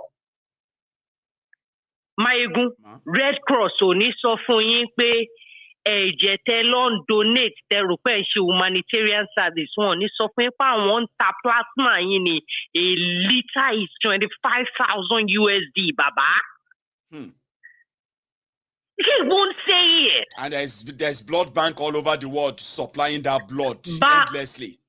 Baba, ṣorí iṣẹ́ drug tẹ́lá àwọn politician ṣe ẹ̀jẹ̀ làwọn èèyàn fi ń dì. Àwọn kan wà tó yẹ pé wọ́n ti jẹ ọjà débi pé wọn ò lè afford ẹ̀ mọ́ ẹ̀jẹ̀ ara wọn lọ́ ń tà $600 every month. Wọ́n á ta plasma yẹn big pharma á rà á lọ́wọ́ àwọn yẹn wọ́n á lọ fi ṣe oògùn. Ṣọ́ra àwọn tó lọ donate ẹ̀jẹ̀ tó fi plasma wọn ṣe oògùn yẹn tóògùn yẹn bá máa jáde yẹn máa wọ́n ó máa wọ́n bí wèrè ní táwọn bá sick pẹ̀lẹ́jẹ̀ tó You know something, princess? It is about control. It is. Whoa. Got the sotoyi. Ó jẹ́ kí n rántí nǹkan kan tó ṣẹlẹ̀ ní Yaba nígbà yẹn. Ọdún tí mo sọ yìí sìn, I mean, sorry, ibẹ̀ bí clinic kan ní Fadeyi, rather Fadeyi. Now you see that clinic. Okay. They allow people to come in and sell their blood, like you said. They will take your blood. Yeah. Then they will give you money. So then they were giving 1,500 per drip. So if you can give 2 or if you can give 3. So people, children then, not so children, secondary school children. So they took it as a side hustle, right? They didn't have a clue. Once they go there, they will give them they'll give them milk. Once they take their blood, they will give them. One of our friends, in fact, one of my brother's friends, right, went for that same thing. He's been there twice before. But that day he needed money, right? So he decided to give 2 pints. And this guy hasn't had any meal, any real good meal. It was just somebody like me giving 2 pints. How many blood in my body? They took 2. The guy felt like it was fine. They gave him 3,000. He was like, no, I can still give 1. So he bought milk, 14 naira, pick milk. And he went back in. They were taking the 3rd one when he collapsed. And he was shouting, milk, milky, milky, milky, milky. Baba Ade, kilo happen, kilo any stroke, milk. We didn't know that he went to go and sell his blood. So you are right. They will sell their blood for money. You now see the rich. But they can't afford you see those rich that comes after. I'm with you. Yeah. Plasma tó bá dé get inú ẹ̀jẹ̀ tí wọ́n lọ máa lọ fi ṣe oògùn. Poverty ò ń ṣe nǹkan tó dáa o. Plasma tó yọlé nínú ẹ̀jẹ̀ tí wọ́n, the plasma is yellowish, òun lọ máa fi ṣe oògùn. Máyégún, ẹ̀jẹ̀ àwọn ọmọdé ló máa wá ń gbà jù. Ẹ̀jẹ̀ àwọn ọmọdé tó ń gbà jù yẹn, àwọn drug baron politician ti yín, àwọn àgbà lóyìnbó lọ, kò ń ṣe every time lọ́ ń ṣe surgery. Kò ń ṣe every time lọ́ ń ṣe battery, lọ́ ń change battery àyà wọn. Plasma táwọn ọmọdé ń gbà, wọ́n á fi ṣe anti-aging fún wọn. Bírí gógó tó wà ní Aso Rock, ìgbà tó débẹ̀, ẹ̀kẹ́ papọ̀ ni bí ọ̀sán amúkù. Báwo lẹ ṣe rí sìn? Mègbọ̀n lórí gbọ̀n lọ́wọ́ gbọ̀n nítàn iná. Wọ́n ràn yín iṣẹ́, wọ́n á lọ gba plasma ń lo òyìnbó ní bàbá. So you don't know I'm saying this because so many people do not know the level. You're just seeing the one on the surface. So many people do not know the level at which this has gotten to. Tẹ́ bá mọ tó ń ṣẹlẹ̀, àwọn èèyàn ọmọ máa gbé lórí street ni. Because the blood of the poor is going directly into the veins of the rich. Ẹ̀jẹ̀ lẹ́fín dín tẹ̀ ń ṣe yẹ ẹ̀kan mọ́ ni. Princess, another thing that people should also remember that what you are saying, right, is should never be doubted. These guys were so confident that they brought a lively human being from Nigeria to come and remove his kidney in the UK. Ekwere Madu and his wife. That one is just it. happened. You are the So Nigerian politicians are businessmen. Go on. They are businessmen and Nigerians are the commodities. They should start thinking about that now. Why you go there? Princess Odaro, thank you very much. You see that story of that, my friend. Somebody is watching me right now, or probably will see this video later. I will remember that story. It was crazy. It happened between Shomolu and Fadeyi. And if you lived in Shomolu around that time, you probably will remember this area in Fadeyi, not Onikpa side, after Onikpa. So Fadeyi going to Yaba. Yeah. Most of these secondary school students in that axis, they will go and sell their blood for 1,500 naira. It was a lot of money then, but it's not enough to give, hello there.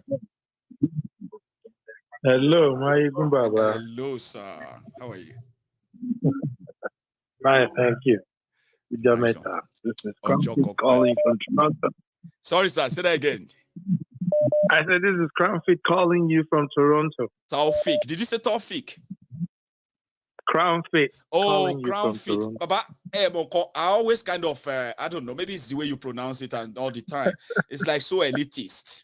Yeah, I love it when you pronounce like that Paco stuff. Elitist,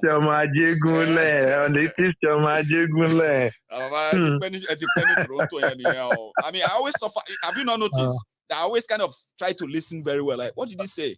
And it should have been something that I actually heard once once like that. How are you, sir? Oh yeah, doing great. It's good to hear from you. I just want to. It's good. It's been a while.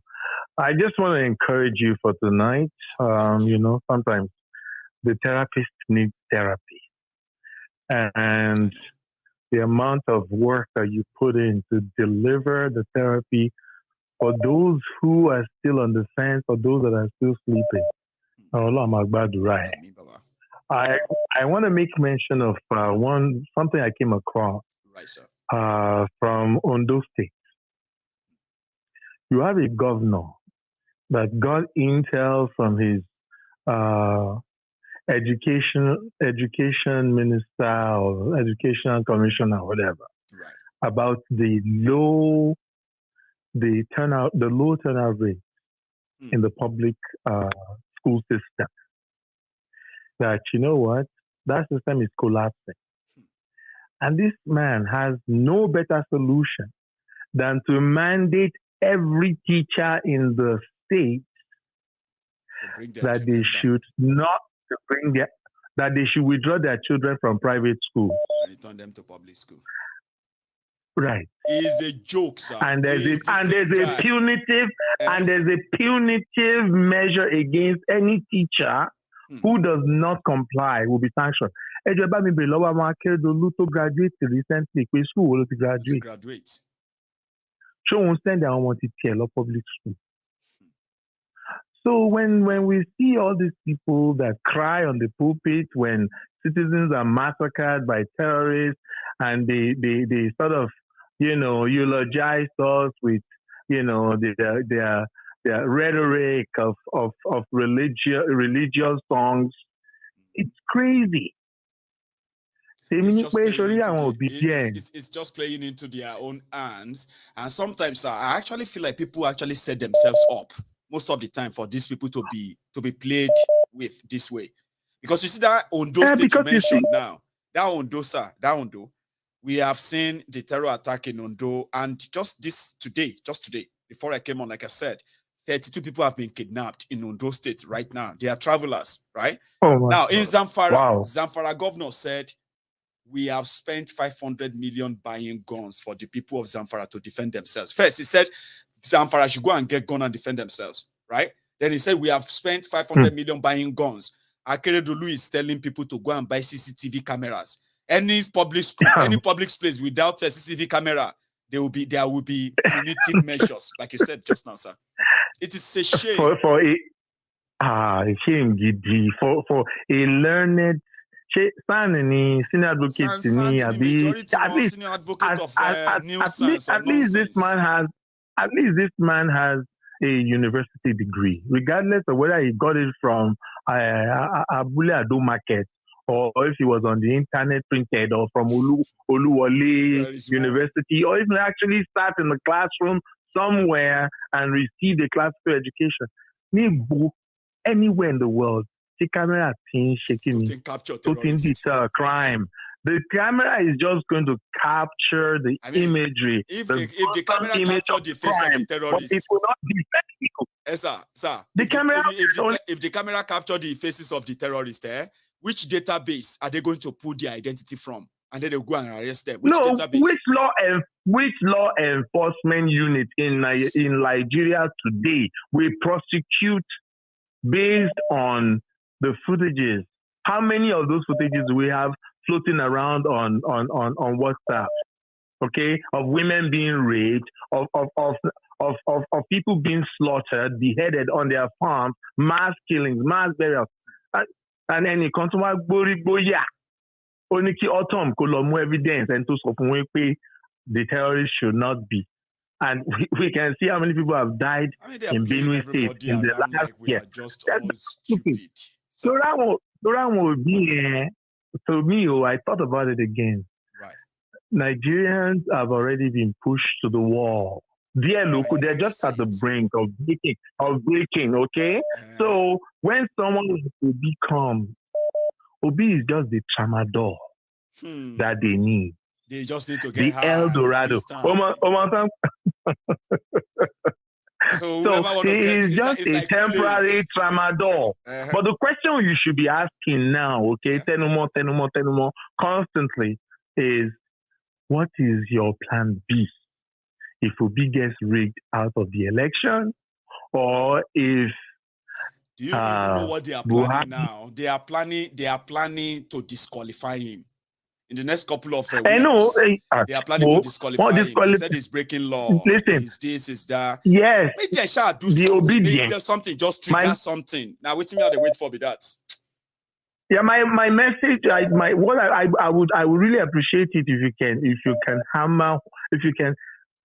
can hammer hard on that topic. Obedience. Thank you for your rude awakening to the political elite class. Yes. However, what's your plan B? If he loses, if elections cease to take place, or if we now get a Milo Buhari 2.0, what's their plan B? That's the question. So you are welcome. We have plan B for them. We have plan B. I mean, Yoruba Nation is a plan B. Biafra Nation is a plan B. Yeah, our own plan A is to leave this headache arrangement, okay? Anything that will make that happen peacefully for us, we are up for it. Now, if you have chosen Obi because you are tired of the establishment, now what is your own plan B if that fails? What's your plan B? What will happen if the establishment crushes you? Because you laugh at us that they have kicked out those who wanted to break away. No, they haven't kicked us out. They just got your attention. Now, when your attention doesn't win you anything, right? What is your plan B? I'll continue asking them too, sir. I think I should be asking.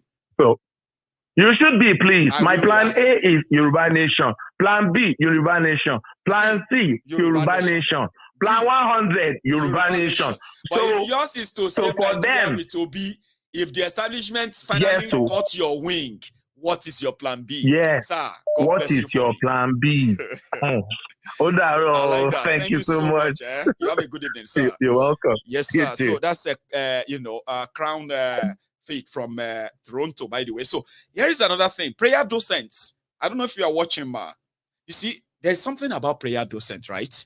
I don't know why she does what she does. She every month, right? Once we get to a new month, right? She would send me something, which I always appreciate, by the way, like into my PayPal. She would just be like, Mayegun, this is your token for this month. Keep doing what you are doing. And she said, don't mention my name. So I won't mention your name. That's what they know you as, Ma, prayer docent. So your prayers and your generosity is infectious, because I'm also so generous as well. Thank you, Mom. Hello there. I won't mention your name. Yeah, hello, sir. Can you hear me? Yeah, I can hear you loud and clear. Oh, brilliant, sir. So this is Mayegun live, and who am I speaking with, sir?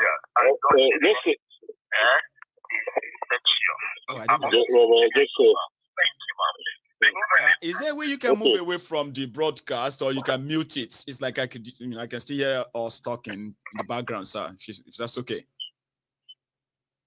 Okay, MG. Yeah, I think it's better. Good evening. Good evening, sir. Yeah, good evening. How are you? Yeah, my name is Akin Olafioye. Akin. Yeah, is that right? Olafioye. Olafioye. Yeah. Great. So, Baba, you are live. Everybody can hear you. Mm-hmm. Yeah, I'm the man in speaking with you in Plumstead in London with that say I'm gonna give you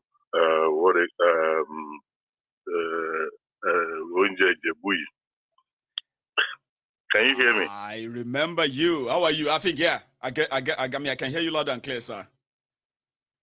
Yeah. I'm gonna yeah, MD. I'm happy and sad at the same time. to get you this evening. Okay, Because maybe I'm we should take currently why in you are sad Lagos. first, and I'll listen to the why you're happy as well. So, or should we take either one first? Tell me why you're happy or sad, What? sir, because you and I are talking now. Good enough. Yeah. Yes, sir. I told you in London, because I'm in Lagos for the past 6 weeks now. I told you the other time about my daughter who has tibia osteosarcoma, and has been to Loot and all those things. I remember. Yeah. I remember. You see, this country, yeah, something in Nigeria that is good. You can, well, they co-represent the whole Nigeria. The health system in this country is nothing to talk about. Even in my village, it's even better. Anyway, the bad news is that I was talking about 8 months ago that I discussed with you died in my hand. After about 7 days, I arrived here. Sorry. I'm so sorry. I mean, I'm very sorry. Like, I was so scared that you will never get to that part. Honestly speaking, everything you have been saying when you mentioned the healthcare and all of that, I was praying inside me that I just pray we'll never say something happened. I'm so sorry to hear that. It's all right. Because I took a stress leave from work after explaining to my boss and all those things, and they have called me 2 times from work in my workplace to see how I am feeling, how this thing is affecting me, and how I'm dealing with it with other people. Yeah. Whether some families are with me. This is a thing that doesn't happen in Nigeria. No.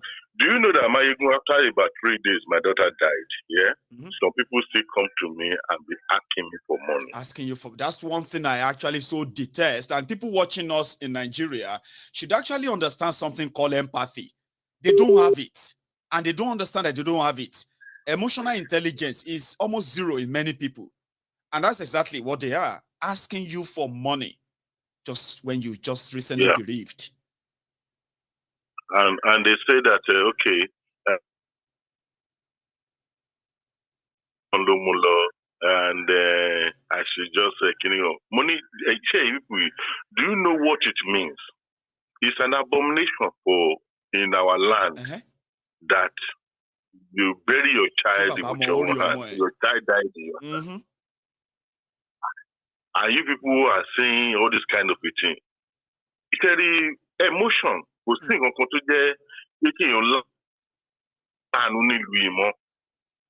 Mayegun, kò sí àánú nílùú yìí mọ́.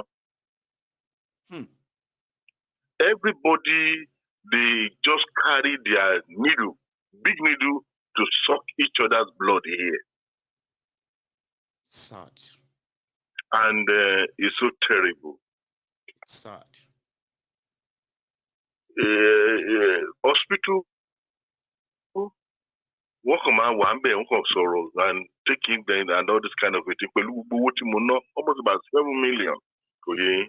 And at the end of the day, these people did not even. It's okay, but like what Peter said the other time, our pastors àtàwọn ìmọ̀ àti wọ́n ti da ọpọlọ àwọn ènìyàn rú nílùú yìí to the extent that they don't even everything pastor this thing and that. At the end of the day, it has so many homes, it has killed so many people. Little things to make people's life worse. Àmúwá Ọlọ́run ni, Ọlọ́run ló kọ́, Ọlọ́run ló ṣègbà, you know, that's messed up, man. Whatever, heaven help those who help themselves. That's right. To cure some ailments. You know, I'm not saying prayer doesn't answer, but my goodness, This is so sad. It's This is Nigeria happens to me live. I don't know what to say to you. You know, when things like this happen, right? I have learned something, sir, right? If you have never lost a child, don't try to think you have the right word to console a man that just lost one. I can only say I am so sorry, sir. And then hopefully you seems to have kind of coming off it gradually as well. And I trust where you live. Here in the UK, you're going to get all help you need. They're not going to look at you and say, I'm alone. Should be you have, I mean, if you have other kids, should be you have other kids. Nobody will treat you that way. And I'm glad that, and I hope you'll be back here as soon as possible to access the real support that you deserve. And you know what I mean? You'll get that here from everyone around you, like for you. Yeah, Baba. Already, the occupational therapy. They have called me so that when I get back to UK, so they have arranged about 2 or 3 have word with you and all that. That's one thing about them here.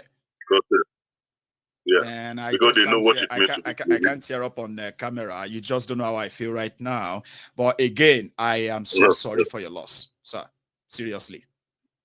No, Maigun, it's not me alone. Then I think about other people that have lost their loved ones in this kind of now you had money because you have money to give whatever their health care will cost, but look at what happened at the end of it as well, compared to those who didn't have 7 million to spend. Baba, those who don't have 1 million to spend, there are people dying because of 20,000 naira. I have seen that on many occasions, Baba. And then seeing the same people who witnessed those rooting for the same criminals who did that to them. It breaks heart like second time, third time. It continues to break your heart, especially if you have this emotion, or so to say, like emotional intelligence enough to feel empathy, sympathy towards people, not because it affects you, but because what if it's you? How would you feel? How would you do? And then, you see? Abba? Yeah, thank you. The last one, sorry, because I don't want to take too much of. I went out some times ago, about 3 days ago, and I just say, let me just walk around, and I sat in a restaurant with some people talking about Chief Numbu, and all this kind of thing. And then after they are talking, I just say, you people, you love wanting this country, choosing your oppressors. My oppressor is a big spender.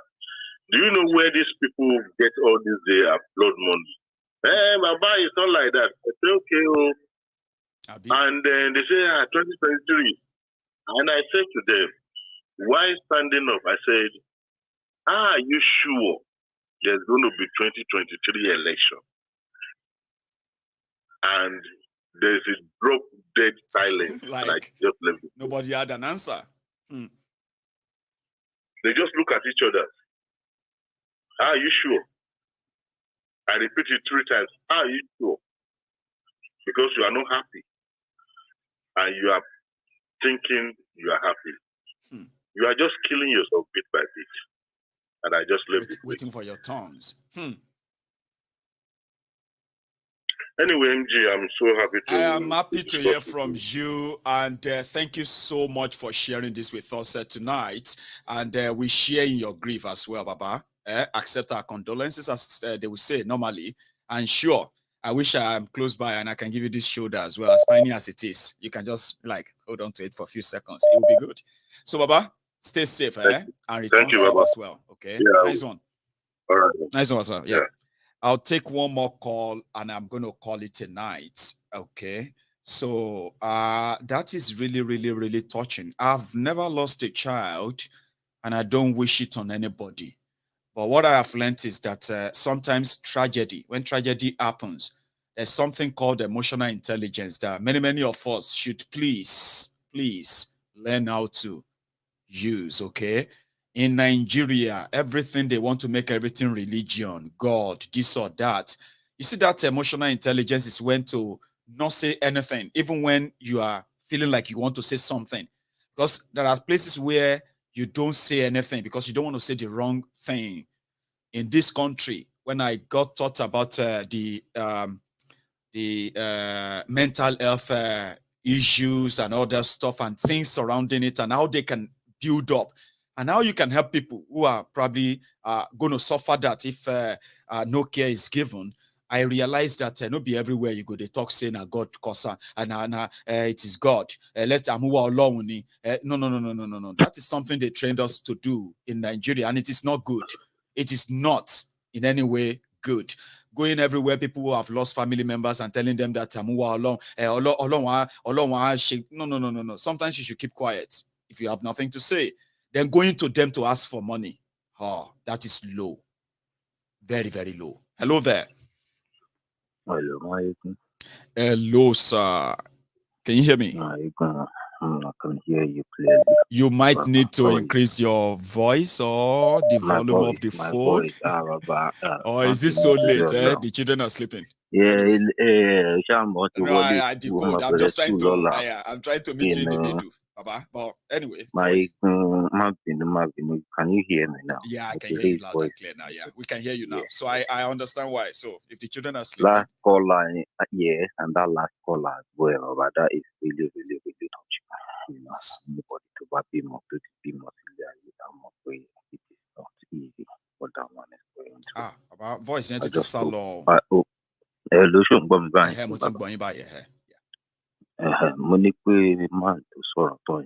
Yes. I see.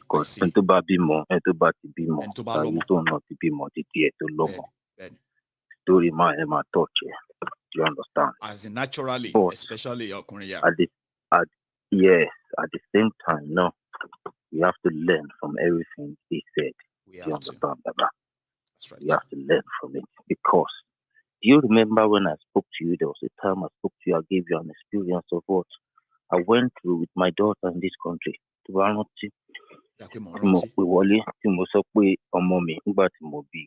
born premature, how much it was costing the government. Morati. Yeah. Go on. Mm-hmm. Now, if we had... Oh, no. Why did I have to lose that? Hopefully, he's going to probably call me back. I want him to share his own experience with us. Good enough, he's back. Hello there. Hello, my Baba. Good enough for quite to get through again, yeah? So, yeah. Yes, motion solo. If Nigeria had the right medical facility, a lot of people, do you understand, are dying. Hello? I'm with you, Baba. Hello? A lot of people are dying needlessly. That's how I'm going to put it. Needlessly, because of the of lack of infrastructure. And they will say, I'm more alone. And now, at the core left. So back to, I'm going to just touch on one of your points tonight. And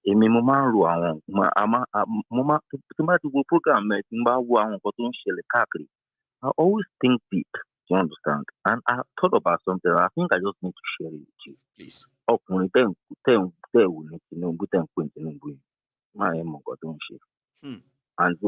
the government in Nigeria, they all know what they are doing. They do. I'm obedient obedient to share advice. What to share advice article. You should buy particle. You've been in that system. You've been there with the moment. You did everything. We talk about love, about love, love, and we know you love them deep down. When my power, you know, and now, you know, Baba, time to why is the time when politicians will say every right thing you want to hear. Everything 2015 now. So why is anybody saying Mama Bobo when I know better about Nigeria and I can see through whatever they are saying that Bobo no. So Baba, are they with you? Now going back to you know, you always promote how much they've impoverished people. Do you understand? I'm with you. How much they've impoverished people. Now, and I'm going to now remind people of some of the great uprisings we've had in Nigeria. Yeah. During the time of MKO, when we had the uprising, Yeah. Do you know the people that championed most of all the blockades and all the no going out and everything? Do you remember those people? I don't. They are all these Awagberuyi Baba. God You bless know. you. Oh, they are going to Warrotin. Now, they are mostly, yeah. Who is their chairman now at the moment? And it is not even limited to Lagos anymore. It has gone as far as Benin. Yeah, thank you very much. Now, because of what you want, it has gone as far as Do. Even as Maridoku boy is on the queue as well. Baba, now, I'm with you. I follow you. People like Adi Buto and Badon, people like Abli Buta can raise another army or uprising and say anything. He's gone, long gone. You understand? That's right. So now, this guy is in charge of all these people. You understand? So now, I want obedience to a court. Freedom. They have put all their eggs into obedience instead. They will come back and hunt them all because one on thing some condescending with boyfriend is qualified. Which is not even related to your platform at all. Don't confirm what you so Ibaba. Well, they are praying because happen anyway, but they are already pushing. You know, another person that joined that, Baba, is Malami. Baba. Are they with you? Go on. They can see the threat because that campaign is posing to them. Look at almost of campaign APC. Go and look at all their local campaigns. Go and look at them. Almost alone she campaign for Baba. Almost alone she campaign and one knee. And everywhere they what is saucy and I bit about Tira more, a bit about Tira will be Igbo, you want a family you bago pelan to show be, you know. With about Igbo, you all. So I'm not one threatening one thing. I'm a pay down, I'm a you so I deal with you, Baba. Our long control violence is Andy. Comment there, oh, hey, theory, why should I? I'm repeating. The true call on my own. Will be around December, January. Next month, October, Baba. Next month, October. Shadow shoot our violence cooking ni Oshuye. This December, but maybe October she marry. I'm a best feel it in September. It's so funny. Already. Something. So funny.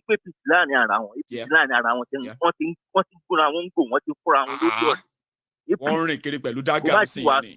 Bàbá àti wàá sọ ìwọ gbèrè lóbìdíẹ̀n. Àwa ta ní kẹdà rúkẹ. Ẹ da everything rú gbà tó bá sí nǹkan tó fẹ́ pín mọ́ everybody á fi Nàìjíríà lọ́rùn lẹ̀. Bàtí màmá wò rí ara máa dẹ́ngẹ́ fóònù tó bá ti finish ara wọn. Ó yà égbò láti fẹ́ bẹ̀rẹ̀ sí ní ìtúlẹ̀. Bẹ̀rẹ̀ sí ní píkì scrap. Because a sọ fún yín pé kẹ padà sí square one kẹtùntù láti ilẹ̀ ẹ̀gbọ́ àbí. Ní ìsìn because yóò pẹ̀ mẹ́ẹ̀kì tí mo parọ́ fún if it doesn't happen. It doesn't happen. I don't think anything's going to happen. No. We are going to continue monitoring that finish around now. Àwọn tó máa tún gbogbo tó máa lọ kó ìgbàlẹ̀ àti brush tó máa fi gba gbogbo rubbish wọn tó ti ṣe sílẹ̀ aṣọ abẹ́rẹ́ because it doesn't happen. I don't think anything miracle will happen. Time will tell. Baba. Thank you so much. We'll wrap up. Nice one. Thank you so much for stopping by the way. Nice one, Baba. Nice one. So, about our girls and then the kids, by the way. Fantastic. So, you stay safe, eh? Say me well to them, Baba. Nice one, Odaro. Oh, my God. Oh my God. Thank you. Odaro, yeah. So this is where we're going to draw the curtains. My last caller there to my viewers who don't speak Yoruba or probably didn't understand the Yoruba. He himself is saying that if you all pay attention very well, Tifnumbu and his gang, they are not preparing for election. If you look at those who are going to run their rallies and their campaigns and other stuff, you're going to see more of their recruited their thugs.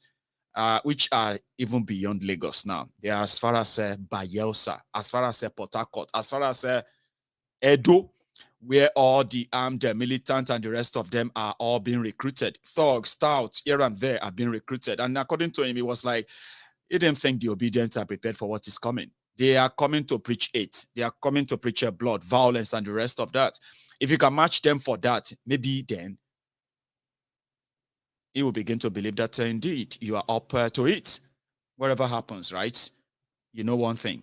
You have all the information you probably are aware of before now. Some of them you are not aware before now. Whatever we have shared together tonight, tonight, take your time to digest them, okay? You can go back to your own default setting, right? Being APC, being PDP, be obedient, and the rest of that. But what I shared with you tonight, is more personal. It should be beyond your partisanship. It should be personal to you, personal, not partisan. Whatever it is to you, right? Make of it what you think. Thank you for spending your evening with me again on the Sunday sermon tonight. If you are just joining us, you can possibly watch this again, okay? I received the report that indeed, Mazi Nnamdi Kanu has been under the, the solitary confinement of the Nigerian DSS. We don't know why. They said they have been torturing him. They have been abusing him, right? His lawyers raised the alarm. And then, you should know about that. To let you know that nobody forgot about Mazi Nnamdi Kanu. There are those who are indeed, doing all the within their own seafood illegal system called Nigerian system that doesn't allow for any dissent to have their own views expressed without being hunted down or locked up. So Mazi Nnamdi Kanu and his legal team are still pretty much hanging different indictments on the same corrupt government of Nigeria who committed an international crime, by the way, facilitated by the same Attorney General of Nigeria, Malamu. Whatever it is they are doing to Mazi Nnamdi Kanu, just know that there are those who are documenting them, and I so much strongly believe that for all the crimes that those rogues in Nigeria have committed or are still committing, human rights crimes here and there, they are never going to go away without getting punished for them. Now, I'll tell you how. Some of them knows that there are so many indictments here and there hanging on their heads, and it's just about the immunity they enjoy right now in Nigeria, or the cover of, we are working for government, we're just doing our work.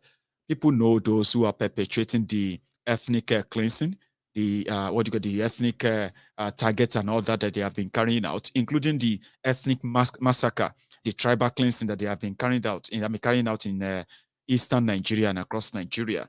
People are documenting them. There are already many indictments on this government and their agents by the people who investigated the state-sponsored terrorism in the middle belt of Nigeria. The victims, their families, the eyewitnesses, the properties destroyed, including the victims that were indeed apprehended but later freed by the system.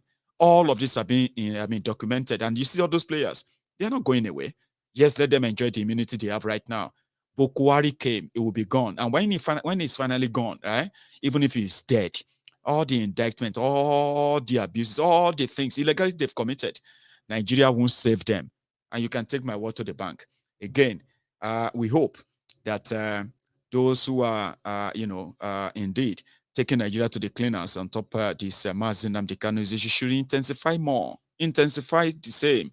We love what they did to, there's this Mama Biafra. She appeared at a protest in Abuja when Mazi Nnamdi Kanu appeared in court. The old woman, over 80 years old woman or so, they arrested her, DSS arrested her for coming out to support IPOB. Old woman. Now, she's been in their detention for months, if not almost a year now, by the way.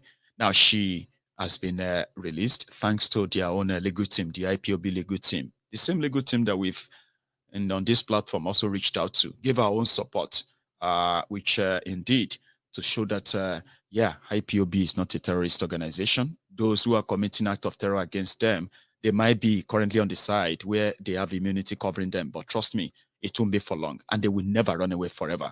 Now, the hunter will become the hunted. It's just a matter of time. Days are being counted.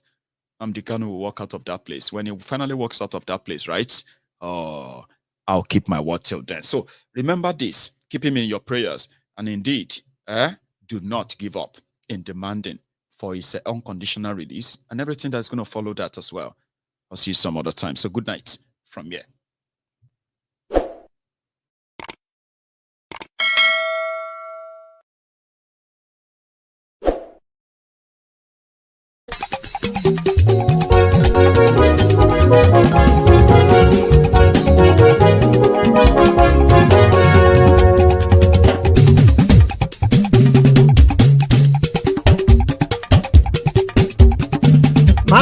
làwa mọ̀ làmọ̀ tó dòdòdò. Máyégún dáyàrí láyé bí nàmbà wá. Máyégún làwa mọ̀ làmọ̀ tó dòdòdò. Máyégún dáyàrí láyé bí nàmbà wá. Máyégún ti dé o ọ̀rẹ́ ara yìí. Máyégún dáyàrí láyé bí nàmbà wá. Lórí Facebook lórí YouTube. Máyégún dáyàrí láyé bí nàmbà wá. Gbogbo bó ṣe ń lọ ni Máyégún já wa sí. Máyégún dáyàrí láyé bí nàmbà wá. Àṣírí ọ̀jẹ̀lú kì í bò níbẹ̀ o. Máyégún dáyàrí láyé bí nàmbà wá. Bó bá ṣe eré àní Máyégún máa wí. Máyégún dáyàrí láyé bí nàmbà wá.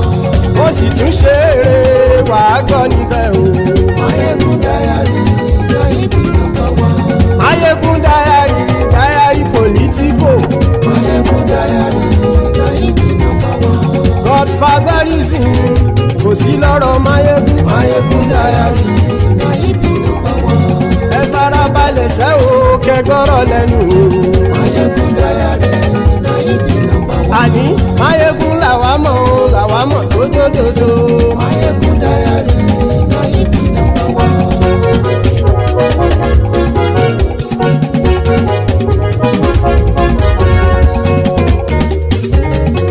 Àní ẹ̀sùn ràkì. Máyégún ti dé.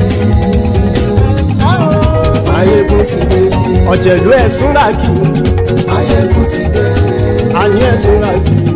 Máyégún ti dé. Lórí Facebook. Máyégún ti dé. Àní ẹ̀sùn ràkì. Máyégún ti dé. Lórí YouTube. Máyégún ti dé. Àní ẹ̀sùn ràkì. Máyégún ti dé. Bọ́ bàbá gbé wúrẹ́. Máyégún máa wí. Àní ẹ̀sùn ràkì. Máyégún ti dé. Ijó ìgbádìyẹ. Máyégún máa wí. Àní ẹ̀sùn ràkì. Máyégún ti dé. Pẹ̀sìdó bá rúfin o. Máyégún máa wí. Àní ẹ̀sùn ràkì. Máyégún ti dé. Kí gómìnà kówó jẹ. Máyégún máa wí. Àní ẹ̀sùn ràkì. Máyégún ti dé. Ọlọ́pàá ti ń darí bá. Máyégún máa wí. Àní ẹ̀sùn ràkì. Máyégún ti dé. Aṣòfin tí ń rúfin o. Máyégún máa wí. Àní ẹ̀sùn ràkì. Máyégún ti dé. Òpùrọ́ olóṣèlú. Máyégún máa wí. Àní ẹ̀sùn ràkì. Máyégún ti dé. Ọ̀jẹ̀lú ẹ̀sùn ràkì. Máyégún ti dé. Àní ẹ̀sùn ràkì. Máyégún ti dé.